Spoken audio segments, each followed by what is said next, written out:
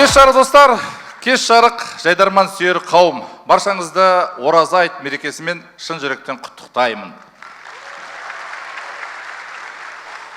Қазақстан КВН одағы жайдарман сайыстары еліміздің барлық өңірлерінде өтеді. Арнайы жобалары бар. Сондай жобалардың бірі бұл жайдарман батл. Еліміздің бірнеше қаласында өтті.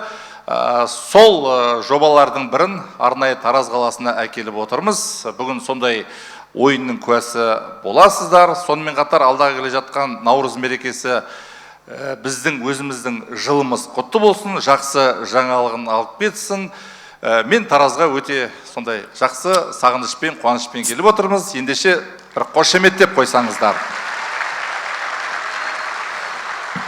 Ендеше бар жандарды жаулаған жайдарман ашық.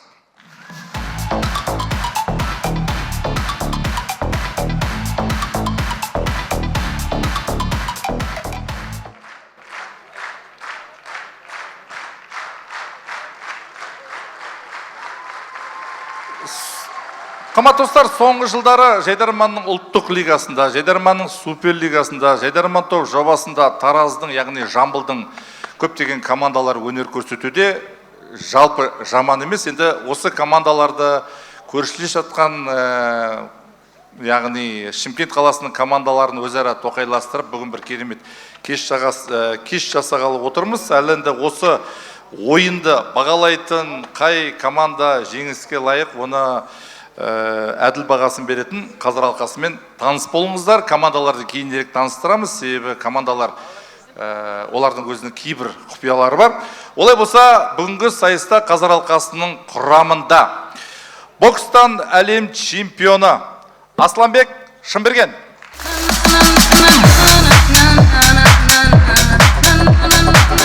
Асланбек, қалай жағдайың? Не жаңалық болып атыр? Бокстан кейін көкпарға кетеді деген әңгіме шығып атыр. Жалпы өзің туралы қысқа нұсқа қандай жаңалықпен бөлісесің? Ассалаумағалейкум. Ораза айт баршамызға құтты болсын. Өзім спорттық карьерамды аяқтадым, бірақ спорттан кеткен жоқпын. Жамбыл облысының, Қазақстанның спортын, боксын дамытуға бар күшімізді салып жүрміз. Жайдарманда бұзық балдар болса, сізге хабарласуға болады ғой? Әрине. Болды. Осы сөз керек маған. Келесі қазір алқасының құрамында арнайы Шымкент қаласынан келіп отыр. Бүгін енді жалғыз шымкенттік, оңай емес. Жан жағында 4 адам бар. Ерлан Айтбаев көз тимесін.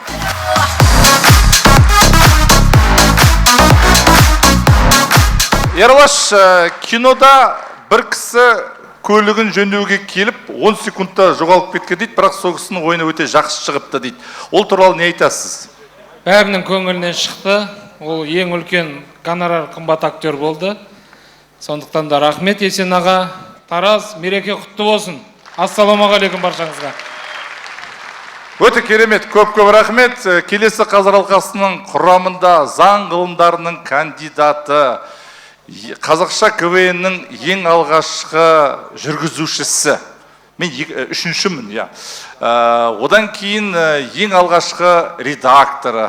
Ералаштар осы кісінің қолынан өткен, және ең алғашқы үздік капитан атаған енген. Шымкенттің күйеу баласы, яғни бүгін Шымкентте 2 дауыс бар деген сөз. Әле олай емес па? Думан мырза, Думан Мәуленов. Думан, соңғы рет қай жылы ойнадыңыз? Соңғы рет 2002 жылы. Келер жылы 25 жылдыққа бір ойын дайын деген сөз. Көп рахмет. Құдай қаласа. Одан кейін Тараз футбол клубының басшысы, Қазақстан медиа лигасының президенті. Бұл кісі Жайдарманның сахнасында ойнамаса да, Қазақстан футбол алаңдарында Жайдарман ойнап жүрген жігіт. Ойынына қарап айтам, Дидар Сыздықбек.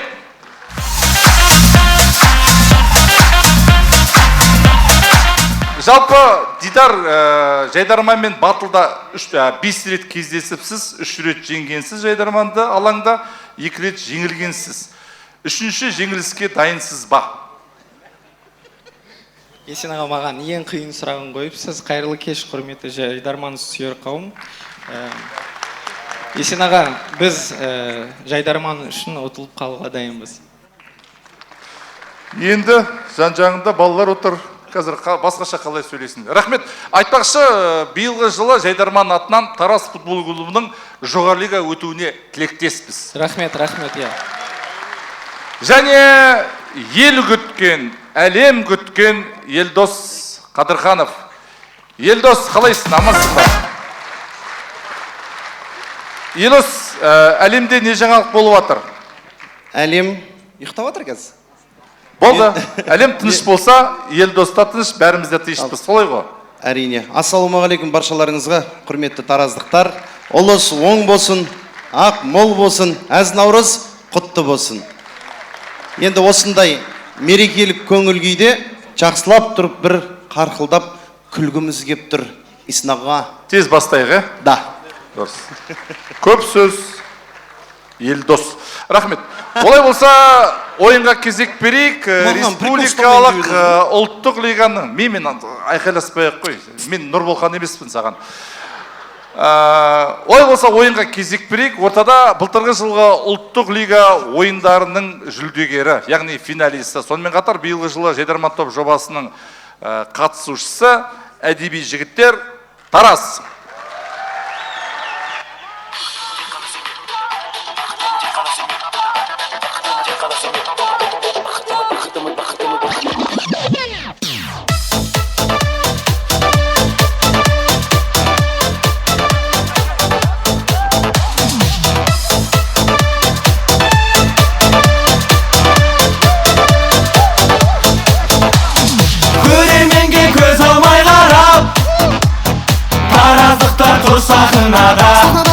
Сахнада әділ қазы бізді бағалап шеттен қарап тұр Есен аға.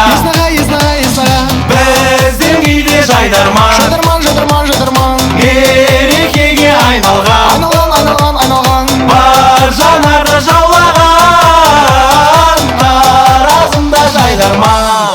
Арапа, міне көптен күткен Арапа Таразда. Есен аға, кеп қалдыңыздар, айта. Ассалаумағалейкум Тараз! Құрметті көрермендер, сіздер білмейтін шығарсыздар. Біз әдеби жігіттер болғаннан кейін мүлдем орысша сөз қоспай, таза қазақша ойнап жүрген құрамамыз. Бұлайша айтқанда, қазақ тілдің қаспағын қарап, желеген шағып, майын ішіп жүрміз. Бірақ Таразда никак болып тұр ғой, Есен аға. Реально никак, қалай сөйлейсің Таразда қазақша? Мынау Кированка мынау. Мынау Химпоселкте тұрады, мынау Михайловский вообще. Поэтому, Есен аға, чтобы победить хотя бы дома, мы решили выступить вот так. Есерсоқ? Ақмақ?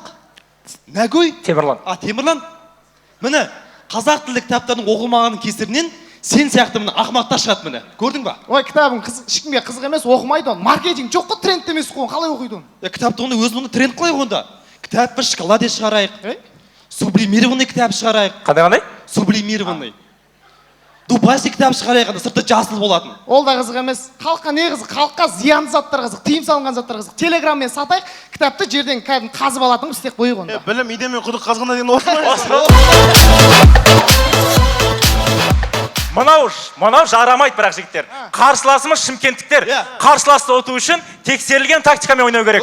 Сол үшін аналарымызды шығарып, гүл беріп, халықты жылатып, овация ұстап, ұтып кетейік. Сөйтейік, алдай. Рахат деген де сендерге. Әкең шығарасын, шешең шығарасын, жездең шығарып ал, нағашың шығарып алады. Бармы ғой, жен, бармы, жен. Ағасы, олар саған нағашы, бәрінен қымбат бағасы, ағынды судың жағасы, ыстық суық бәріне жана жейді нағашы. Ай шешенің ағасы, олар саған нағашы, бәрінен қымбат бағасы. Бол, нағашы. Ей, жаным, жен. Әкең,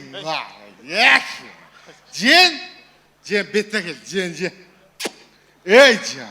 Ей, жаным, жен. Сақалынан айналдың, жен. Бетіне. Ей, жан. Әкел, жен. Ей, жан. Енки, жен.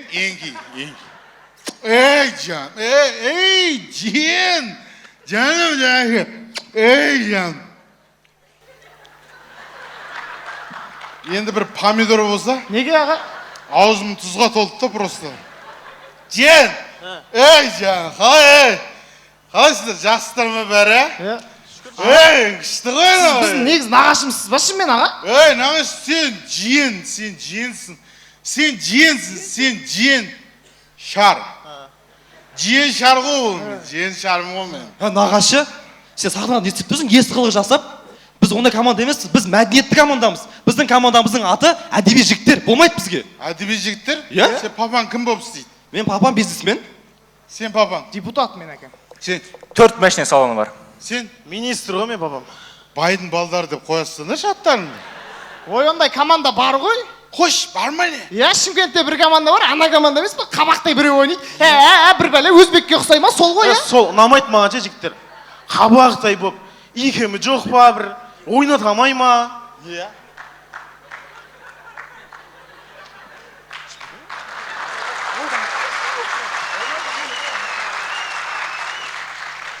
Сен молодец. Молодец дейсіз ба? Сен мал екесің деймін. Есін аға, мыналар біреуді айтып тұр ғой, байқадыңыз ба? Мен айтып тұр ғой мыналар. Кім қабақ? Мен қабақ болсам мынаны істей алам ба мынаны? Я худею, қазір, Не айтып жатсыңдар сендер, сен не айтып жатсың? Нағашеке, жиенді ұруға болмайды, қол қалтырайды деген бар қазақта. Аяқ қалтырайды деген жоқ па? Ондай жоқ. Ондай жоқ. Бергел, Аға, неменеге тойып ағансың, немен ішіп ағансың? іштім мен, тойып ағам мен. Неге? Қалай ішпеймін мен? Кеше досым шықты ғой бостандыққа. Қашан отырып еді о кісі? Ораза бастағанда кісен салып әкеткен. Ендеше таразға не жігіттер, жалғастырамыз! Тоқта! Қақа? Әзіл ойнамаймыз ғой, жайдар балға. Қақа барысыңдар? Әзіл ойнайын деп тұр. Мен біткен жоқпын ба? Сендер қазір үстіп асығып жүріп жеңіліп қалмаңдар. Құдай сақтасын, жеңілмейсің ғой. Жеңіліп қалған күннің өзінде жыламаңдар. Жалпы өмірде жыламау керек. Өмірде ешкім сен жылатпау керек, сен жыламау керек. Мен мысалы өмірде жыламаған мен. Ешкім жылатамаған мен. Жыламайым мен. Жыламайым. Жен? Кетпесін да просто. Ағаш, нормально бері? Кімдер қарсыластарың? Шымкент. Шымкент. Шымкент малдары. Зану Гүлбану. Сондай отыр. Шымкент па не? Ойынды ұйымдастырып атқан кім? Сен ба? Жоқ, мен емес. Сен ба? Мен емес аға. Сен ба? Жүр. Сен ба? Біз емес аға. Есен ба деймін? Есен. Я, есен. Есен емес, Есен аға деп сөйлеңдер. Есен аға деп сөйлеңдер. Есен аға? Жан. Жақсы көрем ғой Есен аға. Папам ғой мен. Мен папам ғой Есен аға. Жақсы көрем Есен аға. Ау жан. Жан. Тәте деген сөзінен сен тәтелеп қалады. Жан, аман бол, аман жүр. Денсаулығың мықты болсын, өлгенше тірі жүр. Жан. Болды. Жоқ ғой ашин. Жиен дегенмен өзім бір ашкілерім ойнайым мен. Ендеше тәте дедік. Өзім бір ашкілерім кім білесіңдер ма? Кім? Кім? Брус Ли. Ван Дам. Джет Ли. жеке шаңырақ. Ендеше тәте дейтін шымкенттерге қарсы қате дейтін филологтарың кеп қалды. Таразға келсең тәте деме, тәте деме, ол тіліңді түсінбейді, сол үшін де братан де. Рахмет.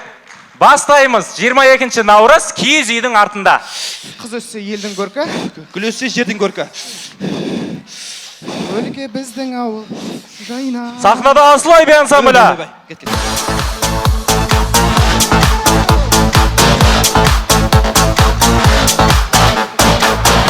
Ауылда дәл осындай дегустатор ағаларымыз болады. Аға тамақтан алып отырсыз мына жеп отырайық. Жақсы екен. О, міне. Мына кәрі малдың етеуі деймін, иә? Кішкене кәрі мал сияқты. Иә, бар онда, иә. Мынау арам өлген жылқының еті ау деймін, қатты болып тұр да сәл. О, құттан біліп қойдыңыз. Мен қақып кеттім ғой бағана.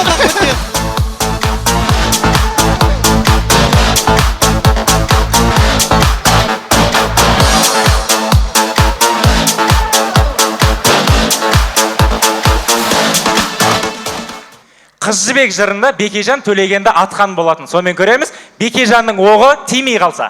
Ал Төлеген қыз жібеген, бақытты болыңдар ал енді. Бекежан, сен өзің не істейсің енді? Білмеймін, садық ату курсына жазылсам ба деп отыр.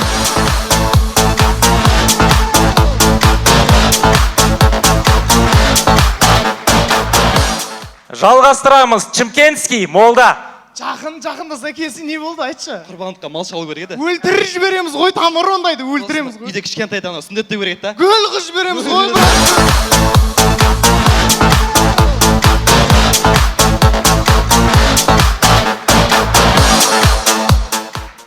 Халыққа кітаппен қызмет көрсету орталығында. Саламатсыздар ма, қош келдіңіздер. Біз міне жақында ғана үйленіп едік, не кітаптар ұсынасыздар? Так, сіздерге міне мен қан мен тер деген кітап ұсынайын, ә? Бола ма? Неге қан мен тер? Дұрыс қой, бүгіннен бастап енді маңдайдан тер кеткенше, мұрнынан қан кеткенше еңбек етіп, отбасын асырау керек деген сияқты. Айтпақшы, сіздер қалай үйлендіңіздер? Аяқ астынан қаптық та біз. Қорғансыздың күні болып тұр ғой, иә? Жақсы, сау болыңыздар. Саламатсыздар. Мен коуч едім. Ойбай, сіздер де кітап оқисыздар ма не? Оқитын уақыт Оқисыздар ма? Маған ана 40 өтірікті бере саласыз. Бәсе, 40 өтірік қой сіздерге, мәңіздер. Сосын бай адамдар кітап оқымайды. Сондай бар, ә? Саламатсыз, қош келдіңіз. Сәлеметсіз, мен тоқал болайын деп едім. Тоқал болайын дедіңіз, міне сізге онда екінші болма деген кітап, міне. Жоқ, маған папик керек. Сізге папик керек па? Онда сізге міне богатый папа, бедный, сіз бедныйды оқымай қойыңыз, сізге богатый папа керек болады, мәңіз. Сау болыңыз. Саламатсыз ма, келген 3-4 кітап бересіңізші. Неге сізге не үшін? Столдың астына қойын деймін үйде. Есіңізде болсын. Кітапты столдың астына емес, үстіне қойып пайдаланған дұрыс болады. Қисайып отырып қалай оқисың? Ой, ол болмайды деймін сізге.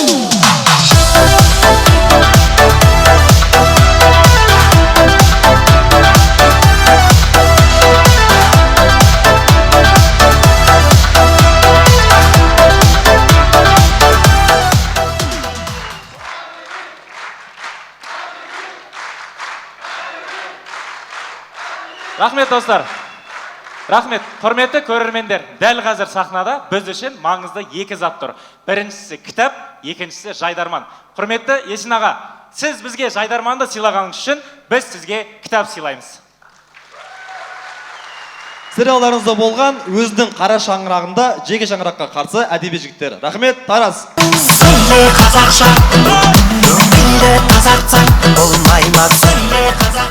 Көп рахмет, әдеби жігіттер командасы Бегей супермаркетіне өз алғыстарын білдіреді. Қошеметтеріңіз.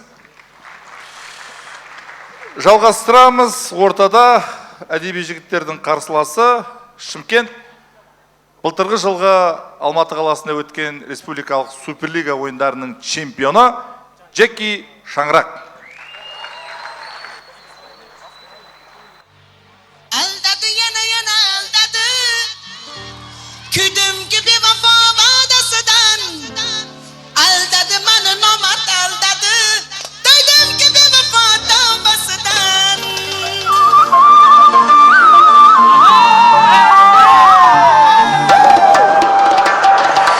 Oynadık Jaydarman'da oynadık, şampiyon bolu benim armanım var.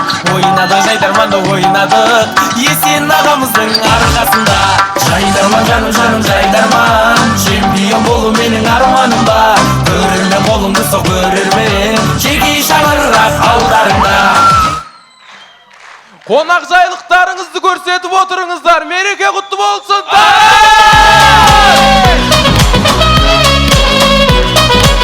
Әдемі жігіттер,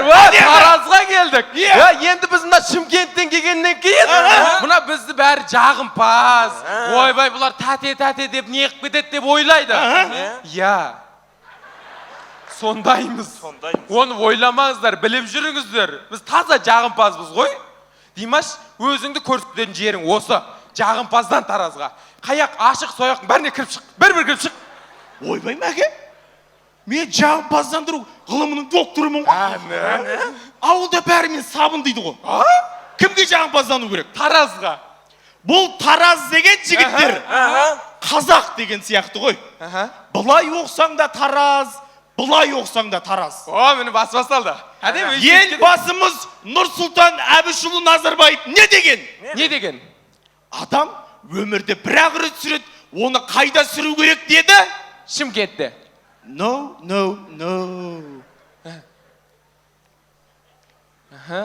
Таразда сүру керек деді. Таразда. Миыңа құйып ал осыны. Миыңның әтесін әлет сенің. Шымкентте деген сияқты еді ғой. Десең я деді оны. Қой. Таразда сүру керек жігіттер. Таразда. Тараз деген. Айтқанда Екатерина Мамашай. Қайдағы бандит Хумашай. Қазақтың қара баласы. Это Тараз. Это Тараз. Это Тараз.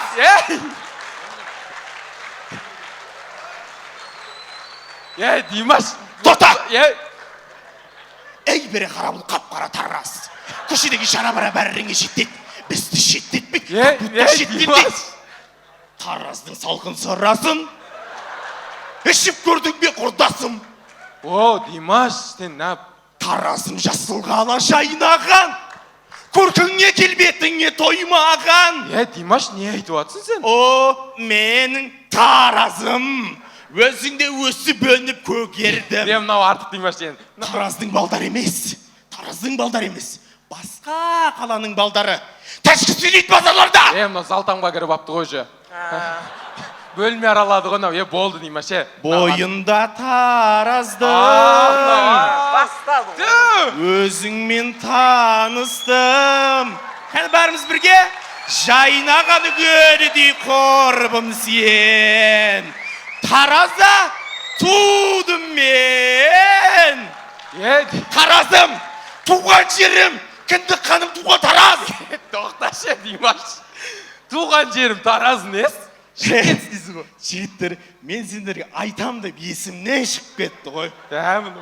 Мен негізі Таразда туылғам жігіттер. Қош? Енді менің анам толғаға кеп, Шымкентте толғаға келген ғой енді. Енді Таразды қатты жақсы көрген ғой анам. Сөйтіп, Таразда босанам, жаным мен Таразға баршы деп, әкем марқұмға өтініш қылған ғой. Әкем тірі ғой сенің, Димаш. Енді сәл аянышты қылайын деп атам да, Мику. Жағаласа бермей. Ұра беріз. Сөйткенде Таразға қарап басқан ғой. Шақпақ атаға келген кезде босанам-ау. Ай, босандым-ау. Босанып қалдым-ау. Үш туып қоятын болды, үшеу кетті. Дальше басқан ғой. Нау, Айша бегіге келген кезде су кеткен ғой. Сөйткенде енді Құдайдың құдіретін қараңдар жігіттер. Таразға кіре берісте арканың түбінде босанған ғой. Қайтып босанған? Аркаға үйсіп сүйкенеп тұрып.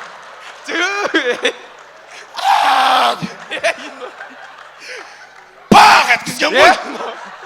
Атылып шығыпсың да, я? Ой, Тараз тазы ататын қолы ғой. Это Тараз! Это Тараз!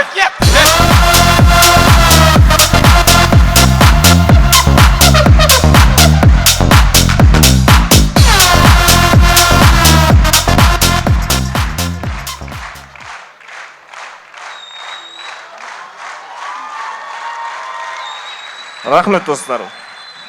Сонымен көреміз, Ғашықпын саған фильмі біздің Тараз қаласында түсірілсе қалай болады? Енді жолықпай-ақ қояйық. Тараз үлкен қала ғой. Соңғы кездескеніміз осы болсын. Тоқта. Сөз қандай еді, нан?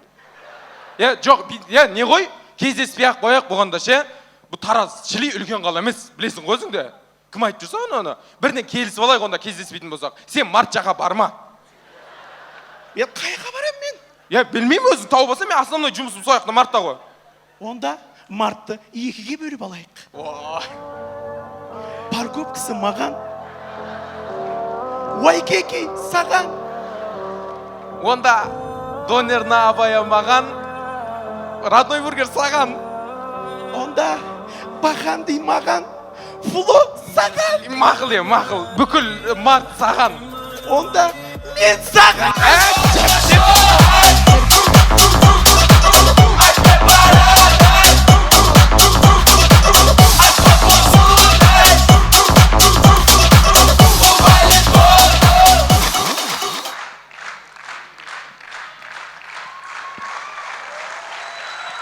Рахмет достар. Сонымен көреміз сәл жүріп қалған қыздың құдалығында. Міне мынау адына раскысы. Мына 2 мезгіл зарядтап отырасыздар. Иә, одан кейін бұл біткен кезде мынау глоссы міне. Осы айкысы бар, несі бар, фиолетовый терей капсуламен чегеді біздің қыз. Основной. Сосын жаңа 100 блок дизайн әкеп қойдық. Азанда әбетті кешке. Тамақтан кейін обязательно беріп отырасыздар. Енді қызды көзі қаяқта? Ол қазір барбаристе демалып жатыр, сосын келеді.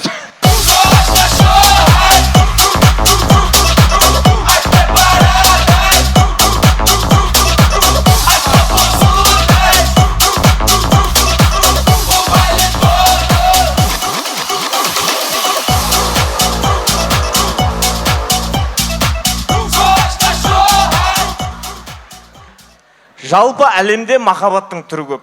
Бірақ қазіргі таңда өкінішке орай жасанды интеллекттің арқасында дәл осындай махаббаттарға куә болып жатырмыз. Құлпынай жаным, екеуміз қосылып клубника шоколаде жасамадық па? Жоқ, менің күйеуім бар, клубника. Күйеуің не істена жаным? Мен қазақстан шоколадпын, одан да екеуміз қосылып тренд жасайық клубника шоколад деген. Бұл алғашқысы және соңғысы болсын, жүр. Жаным ау, келдің ба тренировкадан?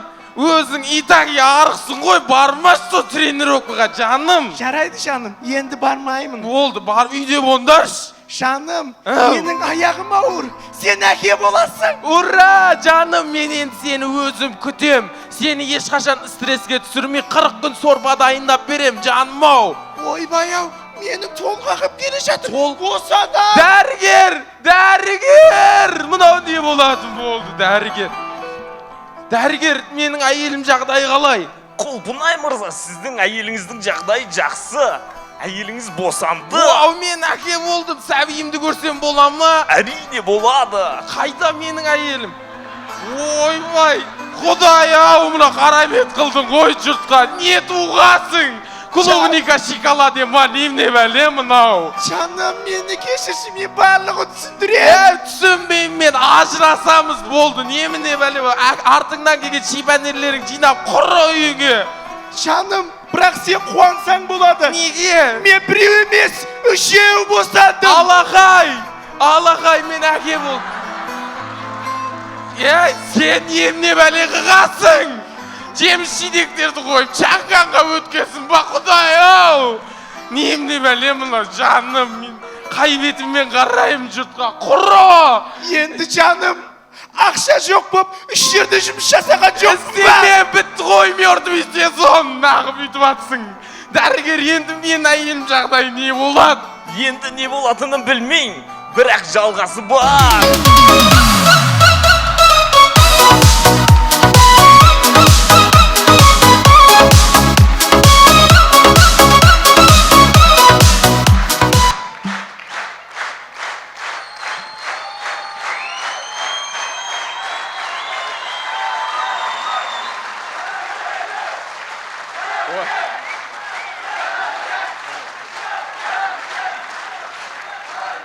Ой, рахмет, үлкен рахмет. Міне, не деген қонақ жай халық, Міне, тасын түртсең тарихы сөйлейтін киелі мекен 2000 жылдық тарихы бар Таразда не деген ойын өтіп жатыр, тарихта қалатындай. Сіздердің алдарыңызда өнер көрсеткен бізде арман жоқ. Бізді көрген сіздерде арман жоқ деп ойлаймыз. Енді мынау Тараздың тумасы Бауыржан Момышұлы атамыз айтады. Өзге елдің балын жалап өмір сүргенше, өз еліңнің уын ішіп өл деген.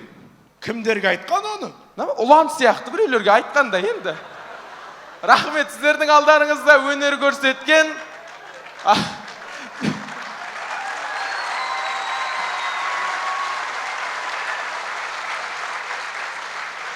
өздерінің тәтелерін әкеп, тәтелеріне қарсы ойнаған жеке шаңырақ құрамы Шымкенттен. Рахмет, Тараз!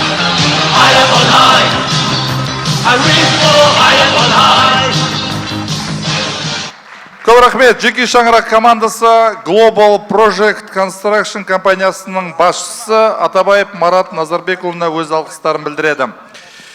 Жайдарманның осы маусымдағы бас серіктесі Freedom Ticketon кино, концерт, спорттық ойындардың билетін енді бір жерден сатып алуға болады. Билет алу бұрын соңды дәл осылай оңай болмаған.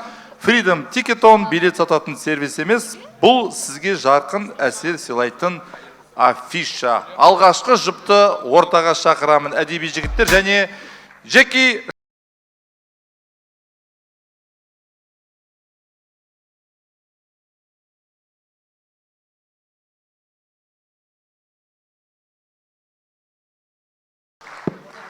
Опай беруге көшеміз. Елдос Колобок.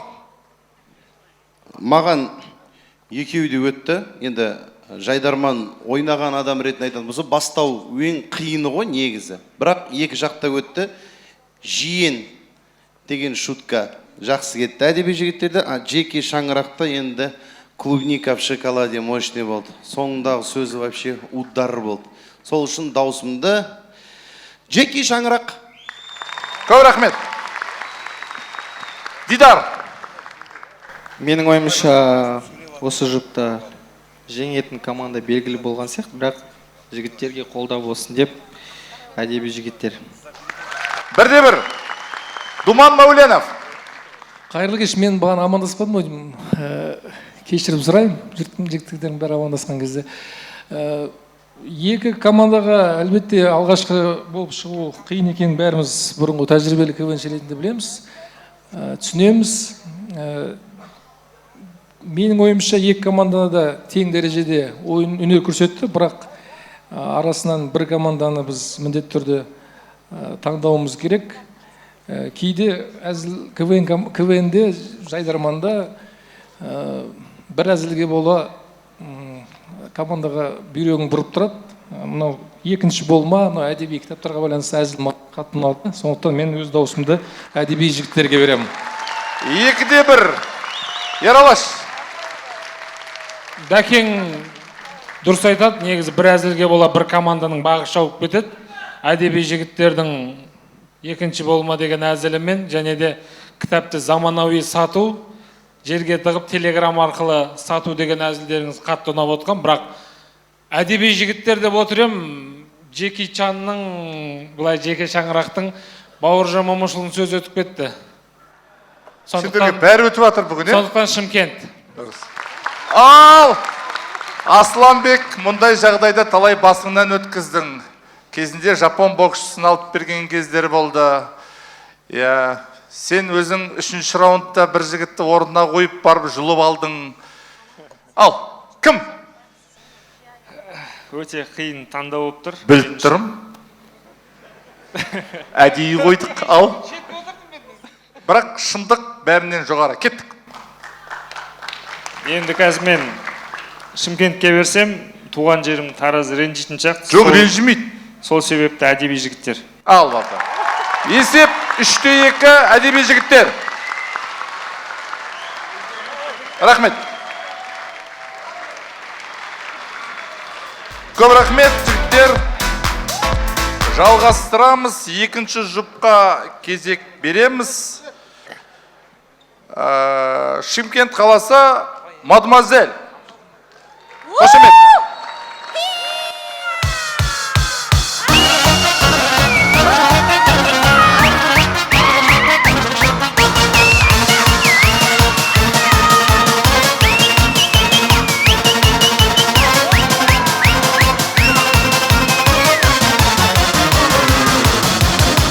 Орыстың да қатындарына әпше деп сыйла бөліп қалатын шымкентский қыздарымыз кеп қалды. Кеш жарық Тараз!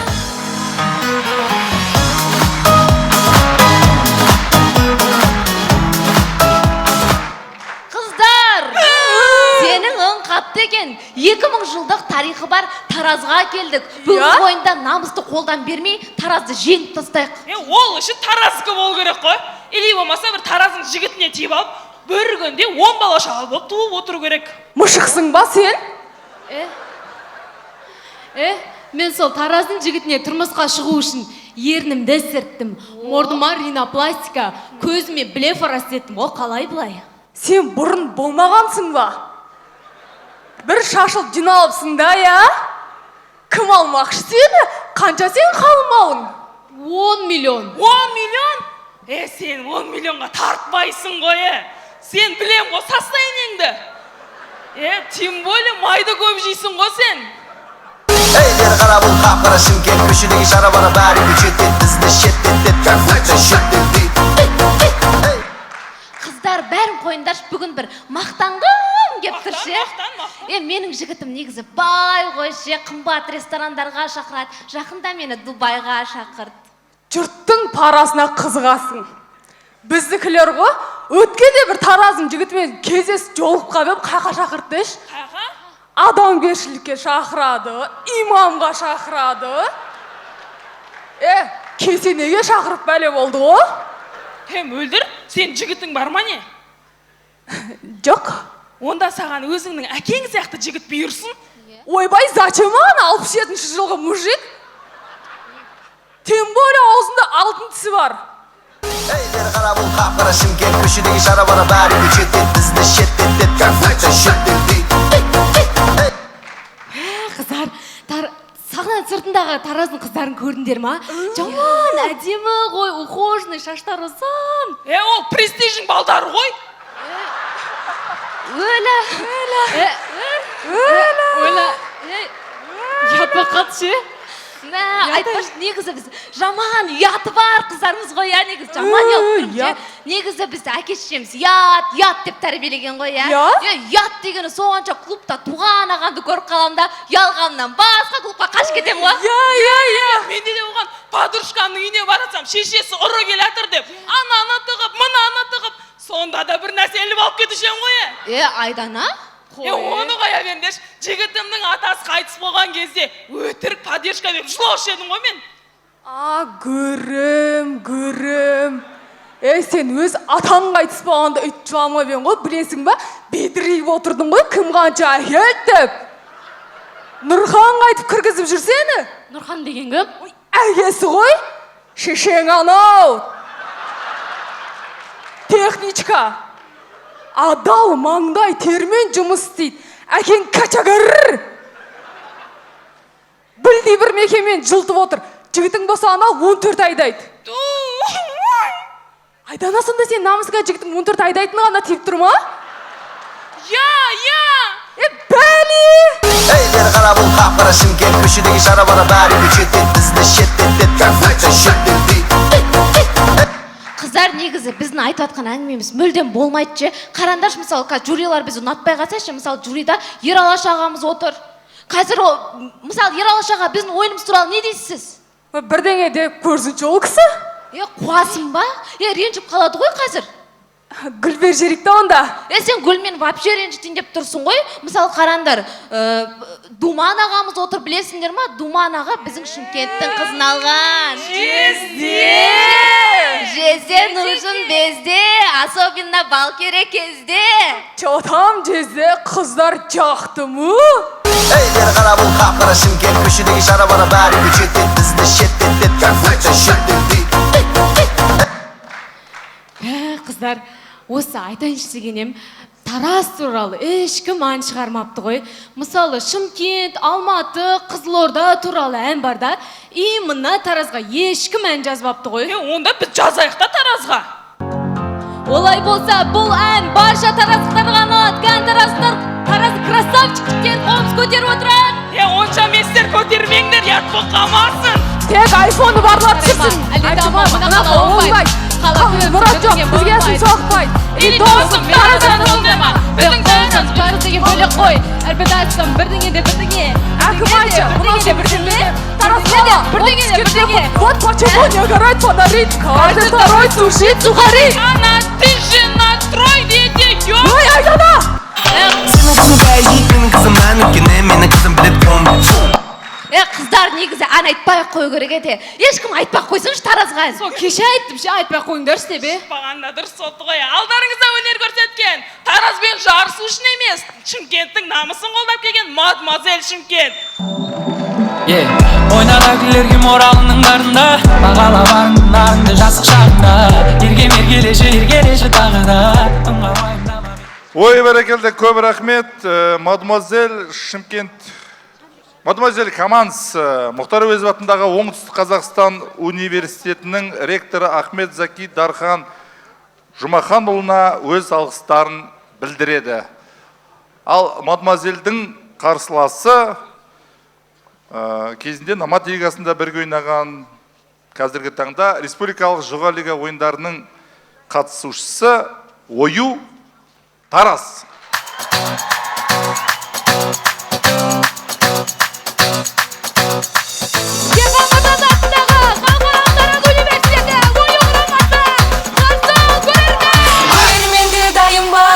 Бүгін ойынға Тарас Шымкент бір жерде тоғысады ойында. Сыйлық берген біздерге, әзіл айтып сіздерге, шаршамаймыз бүгін біз күлдіруден сіздерді. Сыйлық берген біздерге, әзіл айтып сіздерге, шаршамаймыз бүгін біз күлдіруден сіздерді. Аңсадым, жайдарманды аңсадым, күлкіменен қуаныш, паш етемін жар салып. Аңсадым, жайдарманды аңсадым, күлкіменен қуаныш, паш етемін жар салып. Тарас қыздар, кіндік қан тамған жүріме. Қумаш айнасы меркеде туылған жоқсын ба? Кезінде осы жақтан кетіп жатқанда пышақтап кеткен ғой мені қыздар. Айбылға шаулеті! Тарас Шымкент ойыны өзіміздің жерімізде ұтылып қалса, қыздар кәдімгідей намыстанып, махаббатсыз тұрмысқа шығып, 5-6 бала артарынша туып, күйеуімен ажырасып, салонға жұмысқа кіріп, шаштарын сарыға бояп, әбіржәк бөткенге не жетсін деймін да қыздар? Илемен қоқ кеттім ба?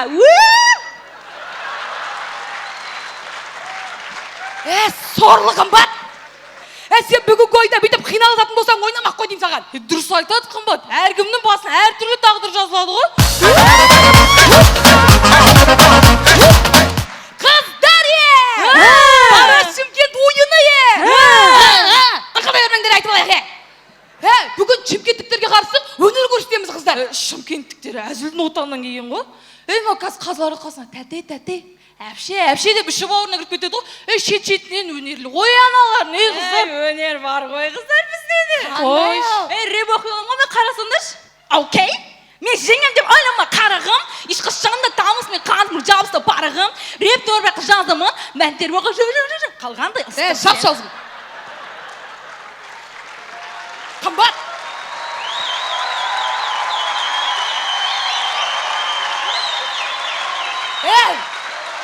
Рахмет, адуши!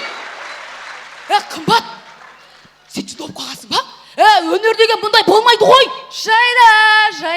Жайдарман, сені ойнай бергін келе. Қалғандай жағымы қале, сұрағаны қашығы бара, көзір. Ту қыздар, Есен аға қарасыңдаршы, бізге қарап ашуланып тұр ғой. Ойбай, Есен аға! Ашуланып тұрсыз ба не? Бұл жай әшін образ. Біз өмірде ондай қыздар емеспіз. Мынаған ашылануға болады Есен аға.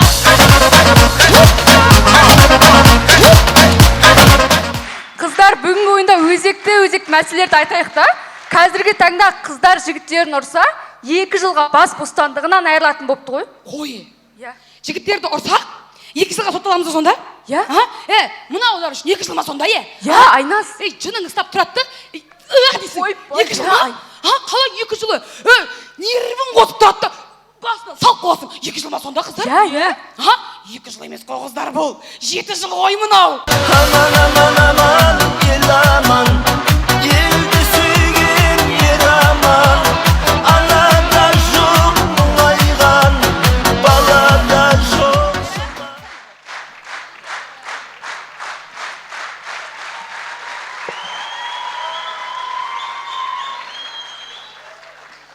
Қонақ келгенде шығаратын команда емес қой мынау. Кәдімгі жан-жақтан қонақтар келіп жатқанда бұлардың қолдарына 2 алма беріп түкпір бөлмеге қамап қою керек қой бұларды. Отырсын сол курткалардың арасында. Болмаса алдым баннермен жауып қою керек. Қолайсыздық үшін кешірім сұраймыз деп та, Ей, не істеп жатсыңдар сендер, Ою емес, ойбу болып тұрсыңдар ғой сендер. Ана мадемуазельдің қыздарын көрдіңдер ма? Мадемуазель деген сөздің өзін білмей шығар бұлар не екен. Ей, Айназ, не қылды? Кім күлді? Тиішме, ұмытып қалам қазір. Айналайындар ау, сендер точно женский командасындар ма өзі? Мыналарға қарағанда мен қатты күтінем ғой. Мынан қарасай мыналарды. Каперлармен ойшым оңбағанда бұлар. Мыналарға қарағанда мен қатты күтінем. Кәм крем жағып ше, тұрыстарына қарашы бір. Күрестен сборға кетіп баратын қыздар ұқсап. Еле мұнаға? Инап шықтыңыз сіз? Мен деген батып баратқан команданы құтқару үшін келген Дидар Сыдықбеков ұстап шықтым. Мәс саған, Дәке! Дәке, ассалаумағалейкум! Қалайсыз, Дәке? Жаным, Тараз футбол клубының су жаңа басшысы. Дәке ризамын сізге. Сіз келіп Тараз футбол клубы қайта гүлденіп жатыр. Түрлі футболистер алып жатсыз. Дәке, сіз дәл уақытында келдіңіз. Сәл кешіккенде олар Арманиді алайын деп жатыр еді ғой, Дәке. Арманиді алды деген ол ужас болды деген сөз ғой, ол Таразы футболы. Ол шығып алады да ертең офсайдты неге санадыңдар дейді. Доптың бәрін мен салуым керек еді дейді. Команданың атын Айқын деп өзгертейік дейді. Әңгімесі көп оның, Дәке. Дәкеге шапалақ мінеге. Бәрекел, Дәке. Президент демекші. Есен аға. Есен аға, қош келдіңіз Таразға. Қыдырата ұқсап кеп қапсыз ғой, кәдімгідей әп-әдем ғой. Бірақ Есен аға, бұл не деген бітпейтін жекпе-жек бұл? Ауылдағы братандар ұқсап, анаумен шығасың ба, мынаумен шығасың ба деп, қалаларды аралап, қалай Тараздың аты ма Есен аға? Үйреніп кетесіз бұйыртса. Бір жаттап алсаңыз болды, 2000 жыл өзгермейді ғой бұл. Әдемі. Жандерім, өзім қарындастарым ғой, әзілдеп жатырмын, не команда. Ұнайды осы команда. Просто осылардан әйелім қызғанбайды да. Жандерім, бұлар енді мен айтайын, қыз болу оңай емес енді. Мен өзім қыздың киімін киіп ойнап жүрмін ғой, оңай емес негізі. Біраз шаруаны жасайды, жігіттердің де шаруаларын жасап жатыр мысалы қыздар ше. Бұлар енді Тараздың намысын осындай үлкен додаларда қорғап жүрген жалғыз қыздар командасы, осы ою командасы. Ал қарындастарым онда бүгінде аттың батын жіберіңдер, онда намыс қолдан. Ендеше тақымдарыңызды қысып отырыңыздар, сахнада жерлестеріңіз.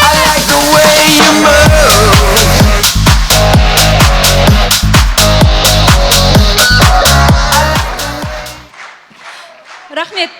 Сонымен сотта. Адамбаева Айназ, Бақытжан қызы Майра, сіздерді 2 жылға бас бостандықтарынан айырамыз. Мынаударға 2 жыл ма? Мынаударға 2 жыл ма?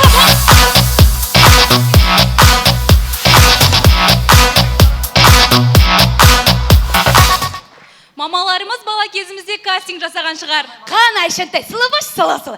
Әні Айша сұлы. Қан Айша, чүп-кетіктерді қорқа шығын. Обай.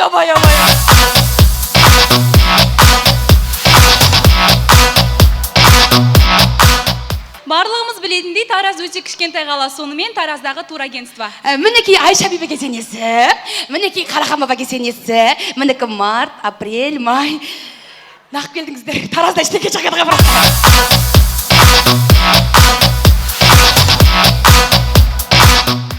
Ораза кезінде дәл осылай қылық шығарып алатын қыздар болады. Сәлем, Айназ, қалайсың? Сәлем, қалай жігіт?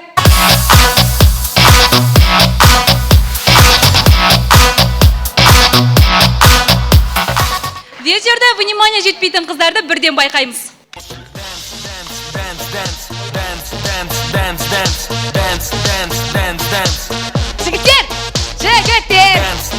Жігіттер! Қарабай тұрасыздар ма? Етігімді алып тұрып ала іштеген вопроста.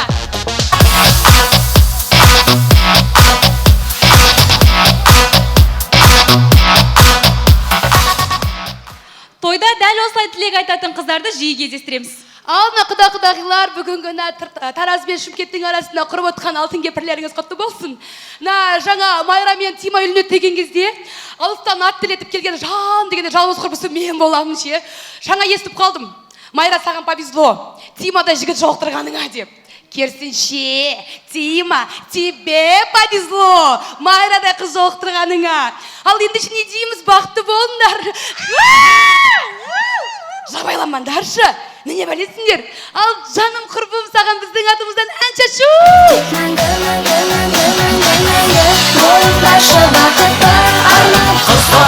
Қыздар-ай боласың шөлдесем, жарықты білемем, сендерді көрмесем, жеттермен теңеу.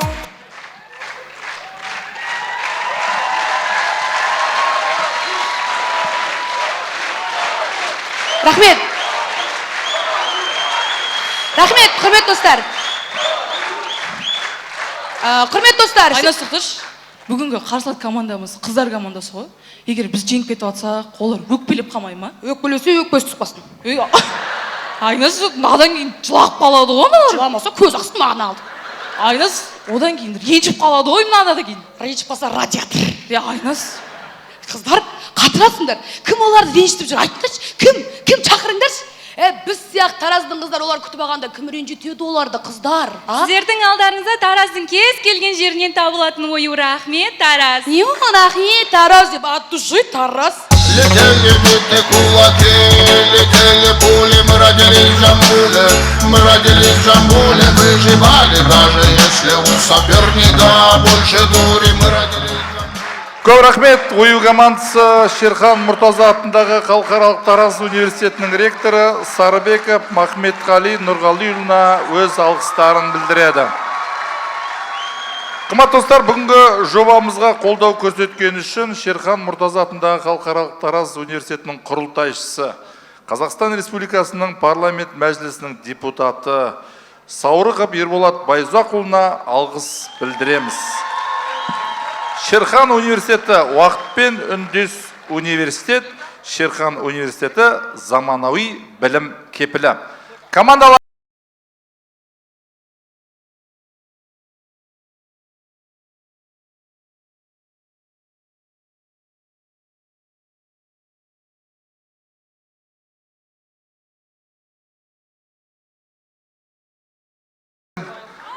Жо болды. Көктем, мен де өкпелеймін. Ал, бастайық. Дидар Сыдықбек. Тарас, әкім, Дидар қорықпа, бұлай, мен бір жаққа дауыс бермесе, мен қуып жібереді деген сияқты. Ал, кеттік. Есен аға, негізінде енді футбол саласынан болсам да, Жайдарманды әрдайым көріп жүрем. Сол себепті... Білем? Үнемі билет сұрайсың менен. Жеке ойымды айтып кетейін.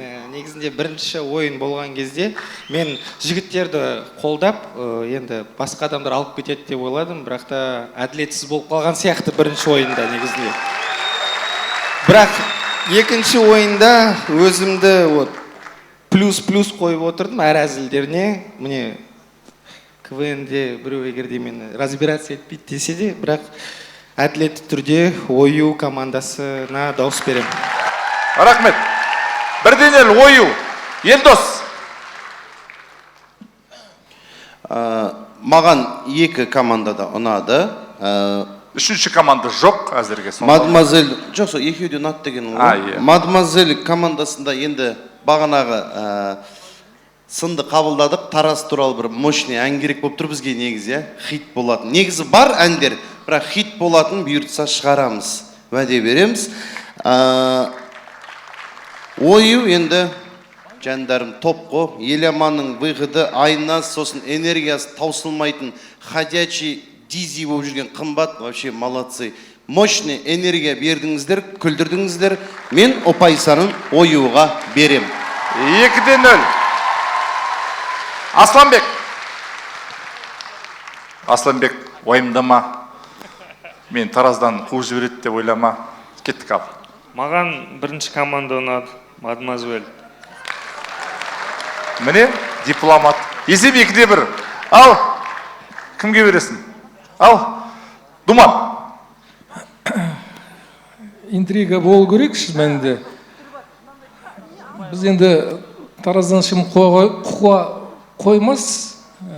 Біз шынымен бірінші жұпқада менің ойымша әркім өзінің өзіне ұнаған командаға дауыс берді деп ойлаймыз. Қыздар айтты ғой, Шымкентке де қатысымыз бар негізі. Иә, шын мәнінде де менің жұбайым шымкенттік. Жезде деген сөз жылы естілді. Иә, ою командасына да бөтен емеспін. Шерхан университетінің құрметті профессорымын, сондықтан екі команда маған жақын деп айтсақ болатын шығар. Сондықтан тек қана әділеттілік, орындық тұруымыз керек. Мен сол бұған дейінгі қағидамнан бас тартпай, сол жолмен сол бір әзіл ұнады қатты. Сол әзілге бола, адамгершілікке шақырады деген әзіл маған өте ұнады. Сондықтан мен өз даусымды Шымкенттік Мадемуазель командасына беремін. 2-2. Ал, Ералаш. Енді мен 4 тараздықтың ортасында жалғыз Шымкенттік қой. Сондықтан қазір Шымкент десем ұят болатын шығар, бірақ оюдың әзілдері, харизмасы, қыздардың барлығы соңына дейін ойнатуы көңілден шықты есаға. Бірақ бірінші топта әділсіздік болды деп әділ қазылар алқасының өзі айтып жатыр. Сондықтан да мен бір ауызда Мадемуазель. Есеп 3-2, Мадемуазель. Не болып кетті? Бір-бірін жауып атсыңдар ғой. Қымбатты достар, өздеріңіз жақсы білесіздер, былтырғы маусымда, жалпы 2024 жылы қазақша КВН Жайдарман сайыстары өзінің ширек ғасырлық жаңағы мерейтойын тойлады. Сондықтан бізде мерекелік медальдар бар, көптеген қалаларда табыстап жүрміз. Яғни қазақша КВН-ге Жайдарманға сіңген еңбегі үшін бірнеше адамды марапаттаймыз. Солардың бірі ең алғашқы жүргізуші, ең алғашқы редакторымыз, ең алғашқы үздік капитанымыз. Сонымен қатар әр ойын сайын ойынға өзінің белгілі бағасын беріп, жан ашып жүрген Думан Мәулен марапатталады.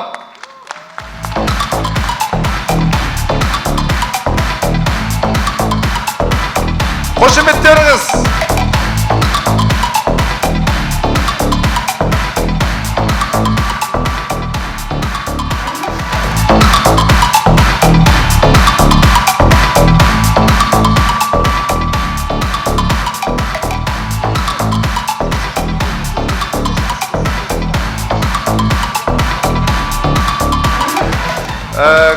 Сонымен қатар кішкентай ғана ауылда осы ойынды бастап, сол ойынның командасын республикалық деңгейге шейін шығарған, ақпаратпен қолдап жүрген біз мұндай жандардың еңбегін әрқашан бағалаймыз.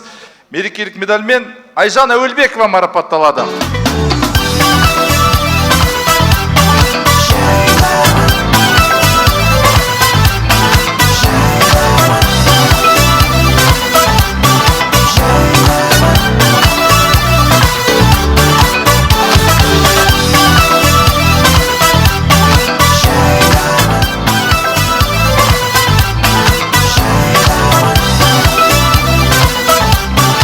Және тағы бір медаль, көп жылдар бойы филиал басқарды, көптеген шәкірттерді өсірді. Саят Төлепберген.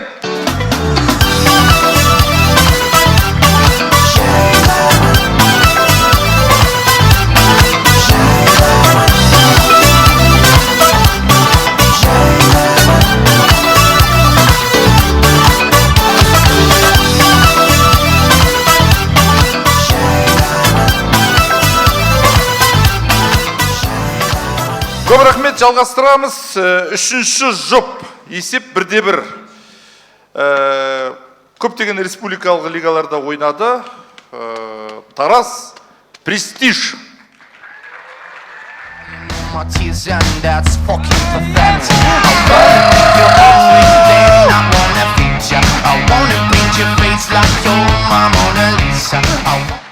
Дидар Сыдықбек ағам келіп отыр. ФК Таразды қарызымен бірге алды. Байдан 2 баласымен алды дегенде айттың ғой сен. Қалай Қазақстан!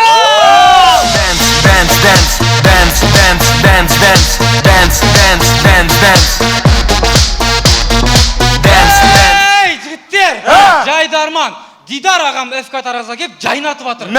Маркетингті өлтіріп жүрді. Ой, масқара қылып жатыр ол кісі. Мынандай видеосын қараңдаршы. Қандай видеосын тауып алдым мен ол кісінің. Қосылайын деп жатыр. Кәш шығады. Пучу! Кәш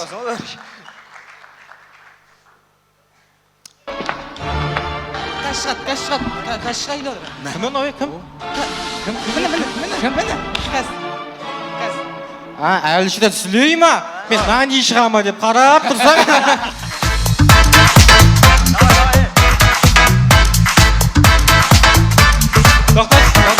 Азы, не ана басындағы қажылыққа барып келген тамада ұқсап? Соғы? Мен қазір тамадамын ғой. Қой, мен қазір азулы асабамын. Дәлелде шал. Ал енді ағайын ортада бір кішігірім ойым болсын, сергіту сәті барлығымыз лид экранға қарайық, тапсырма орындайтын боламыз. Ал кеттік ал. Әчкет вақанадан мен селфи ал кеттік ал. Селфи. Ал кеттік ал. Селфи. Қазір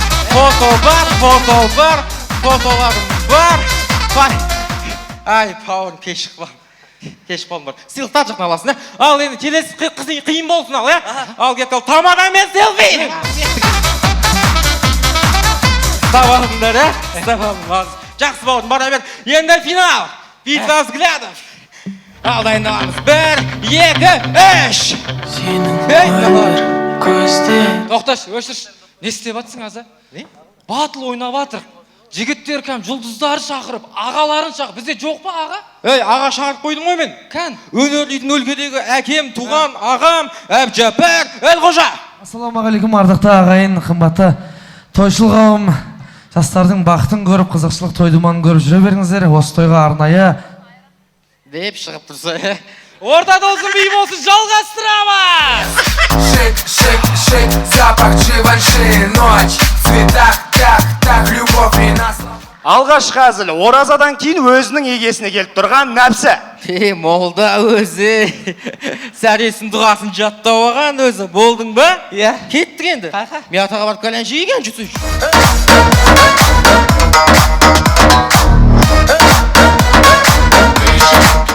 Әр нәрсені жүрекке жақын қабылдап, ырымдап алатын апаларымыз болады. Жаным, шалым келді міне. Әр жұма сайын келіп, желеп, жебеп жүреді. Отамсың. Екінші балем келді міне.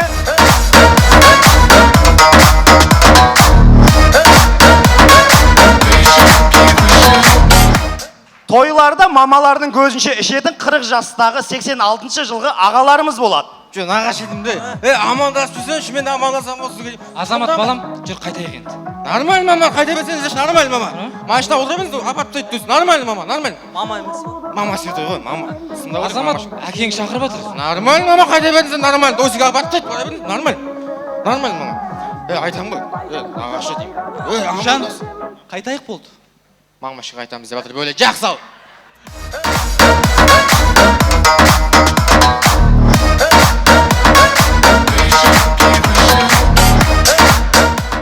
Енді үйреніп бастаған балгер.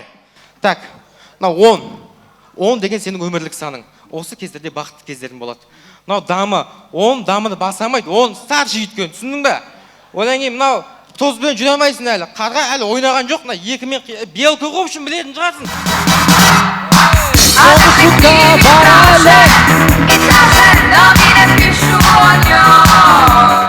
Вип казашкаларды дайындайтын орталықта. Қыздар қараңдаршы, кірпігім қалың болып тұрған жоқ па? Қалың болып тұр. Үшеу сап жіберді. Қарамайсың мен. Вип казашкалар қараңдаршы, музыканттарын шіріп атырады ғой, жаңалы бері. Битеміз. Мен де еще, прикинь, шефстарға қанша рет барасың аптасына? Бір рет барамыз. Болмайды бір рет. 3 рет барамыз, английский завтрак ішеміз, бір жұмыртқа, 2 сосиска болады. Бәсе, айттым ғой мен саған. Алдында ма жында свежий салатқа лепешка батырып жеп отыр. Адам желтқан. Сосын Flowers деген актуалға аштыңдар ма? Сен туған күнде бір-ақ гүл алайық. Бір гүл болмайды қыздар. Подругаларына гүл келе ма, соның бәрін сала бересіңдер. Түсіңдер ғой. Сосын облегающий платьемен түсесіңдер. Атакающий? Облегающий өзі айтсаң береді. Сосын обязательно 2 жерде фотоға түсеміз. Барбаристің айнасында, Централканың лестницасында. Түсініңдер ғой? Қалай фотоға түсесің білесіңдер ма? Аяқты алдыға шығарасың, көтен сәл бет шығарасың. Тұрш бәрің сөйтіп фотоға түсіріп алайын кел. О, міне.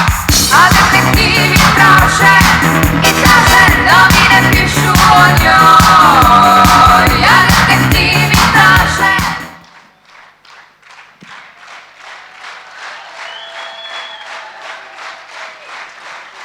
Құрметті достар, ойын соңында. Бүгін Шымкенттік абырой құрамасын үйімізде қабылдап жатыр. Үй жоқта ойнағаннан кейін братандардың көзінше бір қатты ойнап, үй жоқта ұтылып қалмай шығарамыз енді. Рахмет, престиж. Ешкімге өздік демей, өзің өсесің. Өзіңнің еліңде өзің бей, өзің өсесің. Өспейтін жерлерде неліктен өзің өсесің. Көп рахмет, престиж командасы Шерхан Мұртаза атындағы Халықаралық Тараз университетінің ректоры Сарыбеков Махметқали Нұрғалиұлына өз алғыстарын білдіреді. Престиждің қарсыласы Шымкенттің абыройын қорғайтын абырой Сұңқар Мет.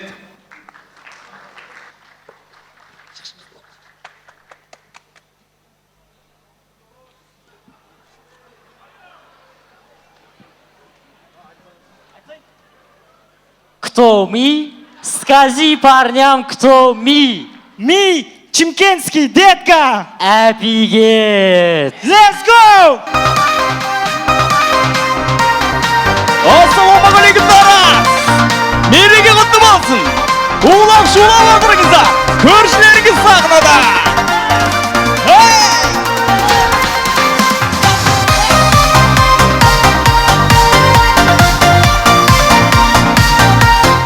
Так, отыр, есін ағам, не ойын болып жатыр? Бүгін әлсіз ойнаған команда ұта ма, негіз не ойын? Қалт ойна қойып, ұт қоймақ жігіттері.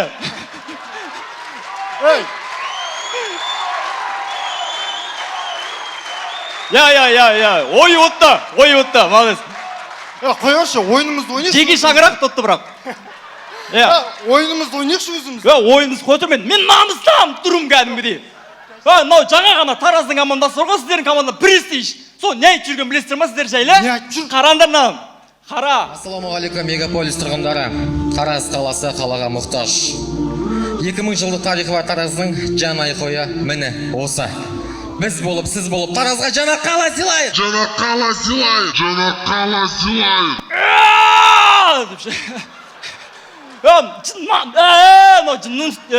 Намыстан кетчіктер. Киелі Тараз жігіттер, тарихы, тасын түртсең, тарихы сөйлейтін. Тараз не деп тұр олар? Мұқтаж деген ақыры солардақ бере салайық Шымкентке. Біз ақ Тараздың қаласы боласақ, жігіттер. Мен Тараз жақсы көремін, Тараз мен өте мықты қала. Бүгіннен басқа Тараз кім шапалға қойыңыздар? Шапалға қойыңыздар. Жігіттер, мына жер өте тарихи жер. Қазір тұрғанда сүйіп ағын кеп тұрғаны бар ғой? Сүй. Сен құлшылық жасап атқан не? Сүй дедім ғой мен. Не істеп атсың? Микрофон беш нанге. Сүйіп атырмын ғой. Қуасың ба сақман сүй дедім ба, саған жер сүй дедім ғой. Тем более жаңа Шымкентский престиждің команда ойнап өткен жерде. Мынау неге сыртты көзбен айтып жатыр екен ғой, біздің именно біздің сүйікті қаламыз Таразды бір айтып жүр екен ғой. Ескі қала, новый здание жоқ, ана мынау деп. Ойбай, оның бәрі әшін әдейі ғой. Сіздер білмейсіздер ме? Айта берейін ба? Политика ол, ойбай, политика. Мына Рим қаласын білесіздер ме? Рим қаласын туризм дамып кеткен ғой, шетелде бәрі келеді. Тараз тура сөйтейін деп жатыр ғой. Әдейі самай жатыр ештеңе. 100 жыл шыдаңыздаршы, өтініш. 100 жылдан кейін апа шыдаңызшы, 100 жыл шыдаңызшы, өтініш. 100 жыл шыдаңыз, дамып туризмді байып кетеміз деп. Алғаш Тараз!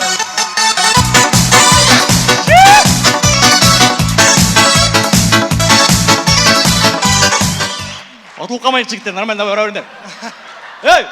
Сосын міне, іздесең көзің қарасын, Тараздан ғана табасын дейді шіркін.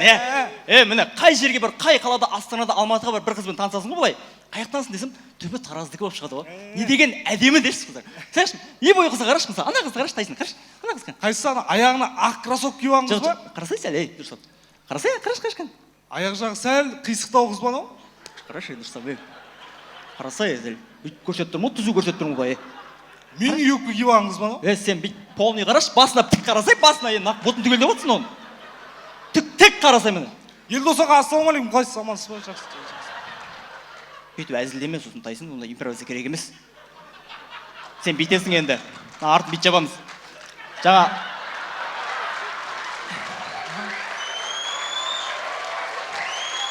Бүйттің ғой сені? Жаңа аяқ сүйіп аттың ғой. Елдос аға әзілдедің ғой. Сол аяғын сүйесін деп ше.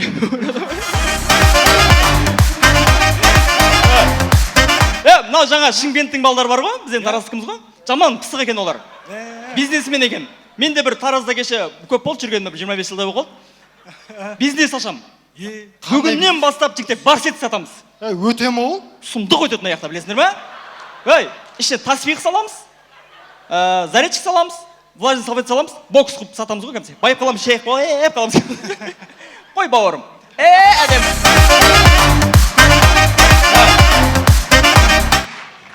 Жігіттер, әне-міне дегенше Рамазан аймен де қоштастық, Рамазан ағамен? Не дедің? Рамазанмен дедің бе? Рамазан. Кластасың бол сенің? Рамазан айы деп дұрыстап айтсаңдар жігіттер. Рамазан аймен қоштастық. Енді Тараз болғандық сәл иманды жігіттерімізді айтып қалу керек осындай жерде. Мысалы, бір кішкенде қарызым бар. Ой, ештеңе қылмайды. Бәрінде қарызы бар. Кішкене емес шығар, қанша қарыз? 25 күн болып тұр. 25 күн ба? Мынау кішкене болып тұр ғой не? Мынау сен 5-іне кейін қоштасқансың ғой сразу. Мен Бекаға қарағанда менікі жақсы екен жігіттер. Менікі 20 күн қарыз. Сенен сұраған жоқпын ба қанша күн қарызсың деп? Нағып мақтанып айтты, немене екеуің біреуінің қарыз алғансыңдар ма жігіттер? Қыздардың өзі әркесі 4-5 күн қарыз болады ғой. Мынау болмайды жігіттер, мыналардың ұят болды сендер. Мен мыналарға қарағанда шүкір екен. Мен білем, Тайсын деппін ғой, Диас, сен аузыңа түріп өт. Білем, арамызда адамы осы негізі, білем, әрі кетсе бір күн қарыз. Күн емес, сағат шығар қайда бір, 10 сағат ба бір қарыз шығарса, байқамай, шыдаймай ашып қойған шығар. Қанша күн қарыз? Айтасашы жай-жай. 15 күн. Өл. Нағасын сен 15 күн вақыттан келіп сразу ашып жегден шыдаймай? Мыналы жігіттер шында үшеуін қосқанда бір айға жетпей тұр ғой бізде? Бір сенмен толып аламыз ба деймін ғой. Жетпей тұр қос, айтып тұрмын ғой мен. Бірден жеткіз олайық, ана жерде ағаларымыз отыр, Ералы Ашаға. Оның білеме, оңғы жетпейді башы, Жасы екен, бал бер жүрмесін де қойсын.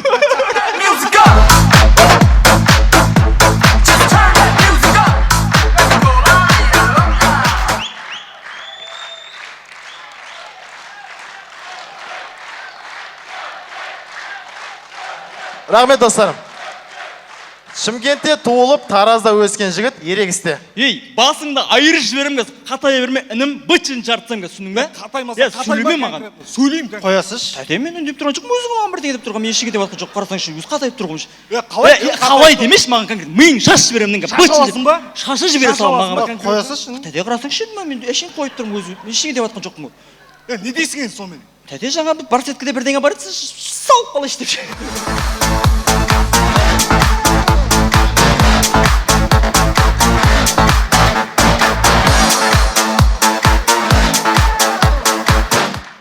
Өзінің жұмысына немқұрайлы қарайтын дәрігер. Дәрігер, әкем жағдайы қалай? 2 сағат босқа кетті ғой, енді тұрдым манияқта. Қой.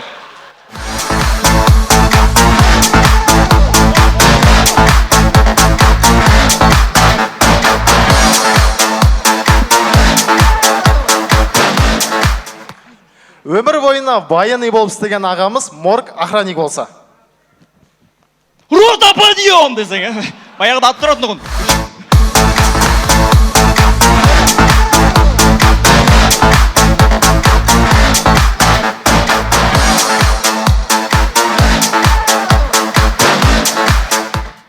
Сонымен көреміз, ұры отбасы дүкенде. Ана есептесеңші. Мама сникершим. Сникершим, мама. Мама сникершим. Ана әпер жүрші. Мама сникершим. Қайсы деген жоқ, есептей бер. Мама сникершим. Алдым, түш. Есептемеді қой оны біз. Нені? Сникерс есептемеді. Ой, міндет қылатсыңдар ма?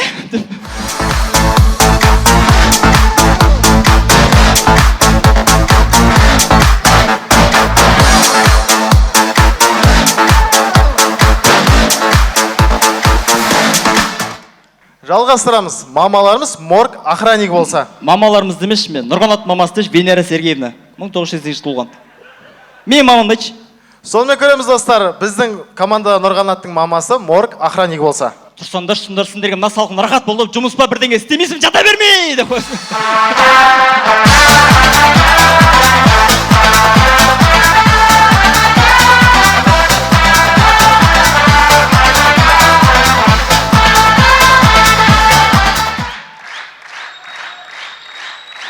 Рахмет. Ой, шүкір. Жаным, біздің бағылан фанатымыз құрынан бастап өзі. Жаңа негізі престиж командасымен былай Шымкентте бет несе қойды, негізі біз иә престиж шымкенттің командасы, біз тараздың командасы ғой, иә негізі дос іні бауырларымыз, біз не болса да әйтеуір абыройлы ойын болсын деп қояды. Ендеше сіздермен бірге болған сіздердің жерлестеріңіз тараздық абырой. Рахмет.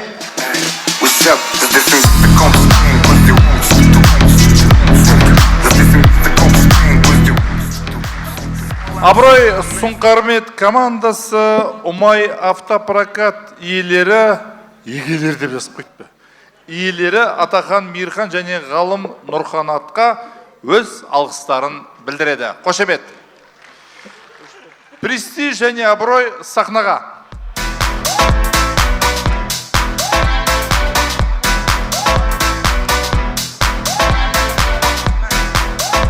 Ал енді қазір алқасы бастайық. Не болды? Думан, өзің басташы, кеттік. Рет-ретімен. Қошеметтеріңіз. Думан Мәуленов. Бұл жұпта мен үшін интрига жоқ. Абырой, өз даусымды берем. Рахмет. Ерлан. Абырой. 2-0. Асланбек. Абырой. Есеп 3-0. Дидар. Есен аға, бағанағы екі ойында да менде интрига жоқ деп ойлаған негізінде. Енді интрига расында да жоқ. Бағланның командасы абырой. 4-0. Елдос. 5 саусақ бірде емес, 5-0. Абырой. 5-0. Абырой жеңіске жетті. Рахмет.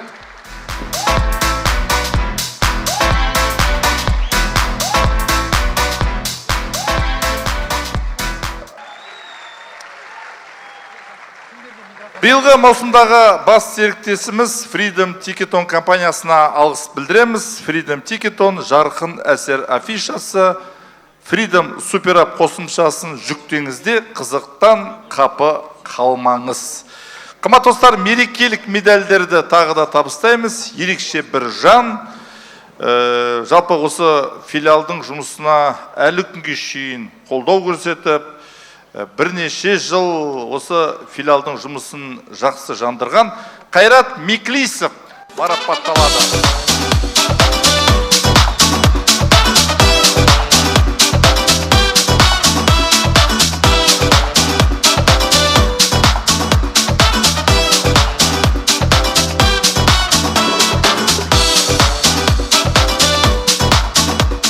Және енді есеп 2-1 Шымкент алда, соңғы жұпқа кезек береміз.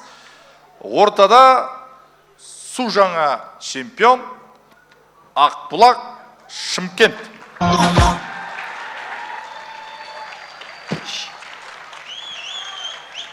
Шерхан Мұртаза университетінің қыздары бар ма екен? Жәндері машин қолда қойыңдаршы. Ақбұлақ құрамасы бүгінгі ойынға би дайындады. Я пьяный молодой, бары как домой.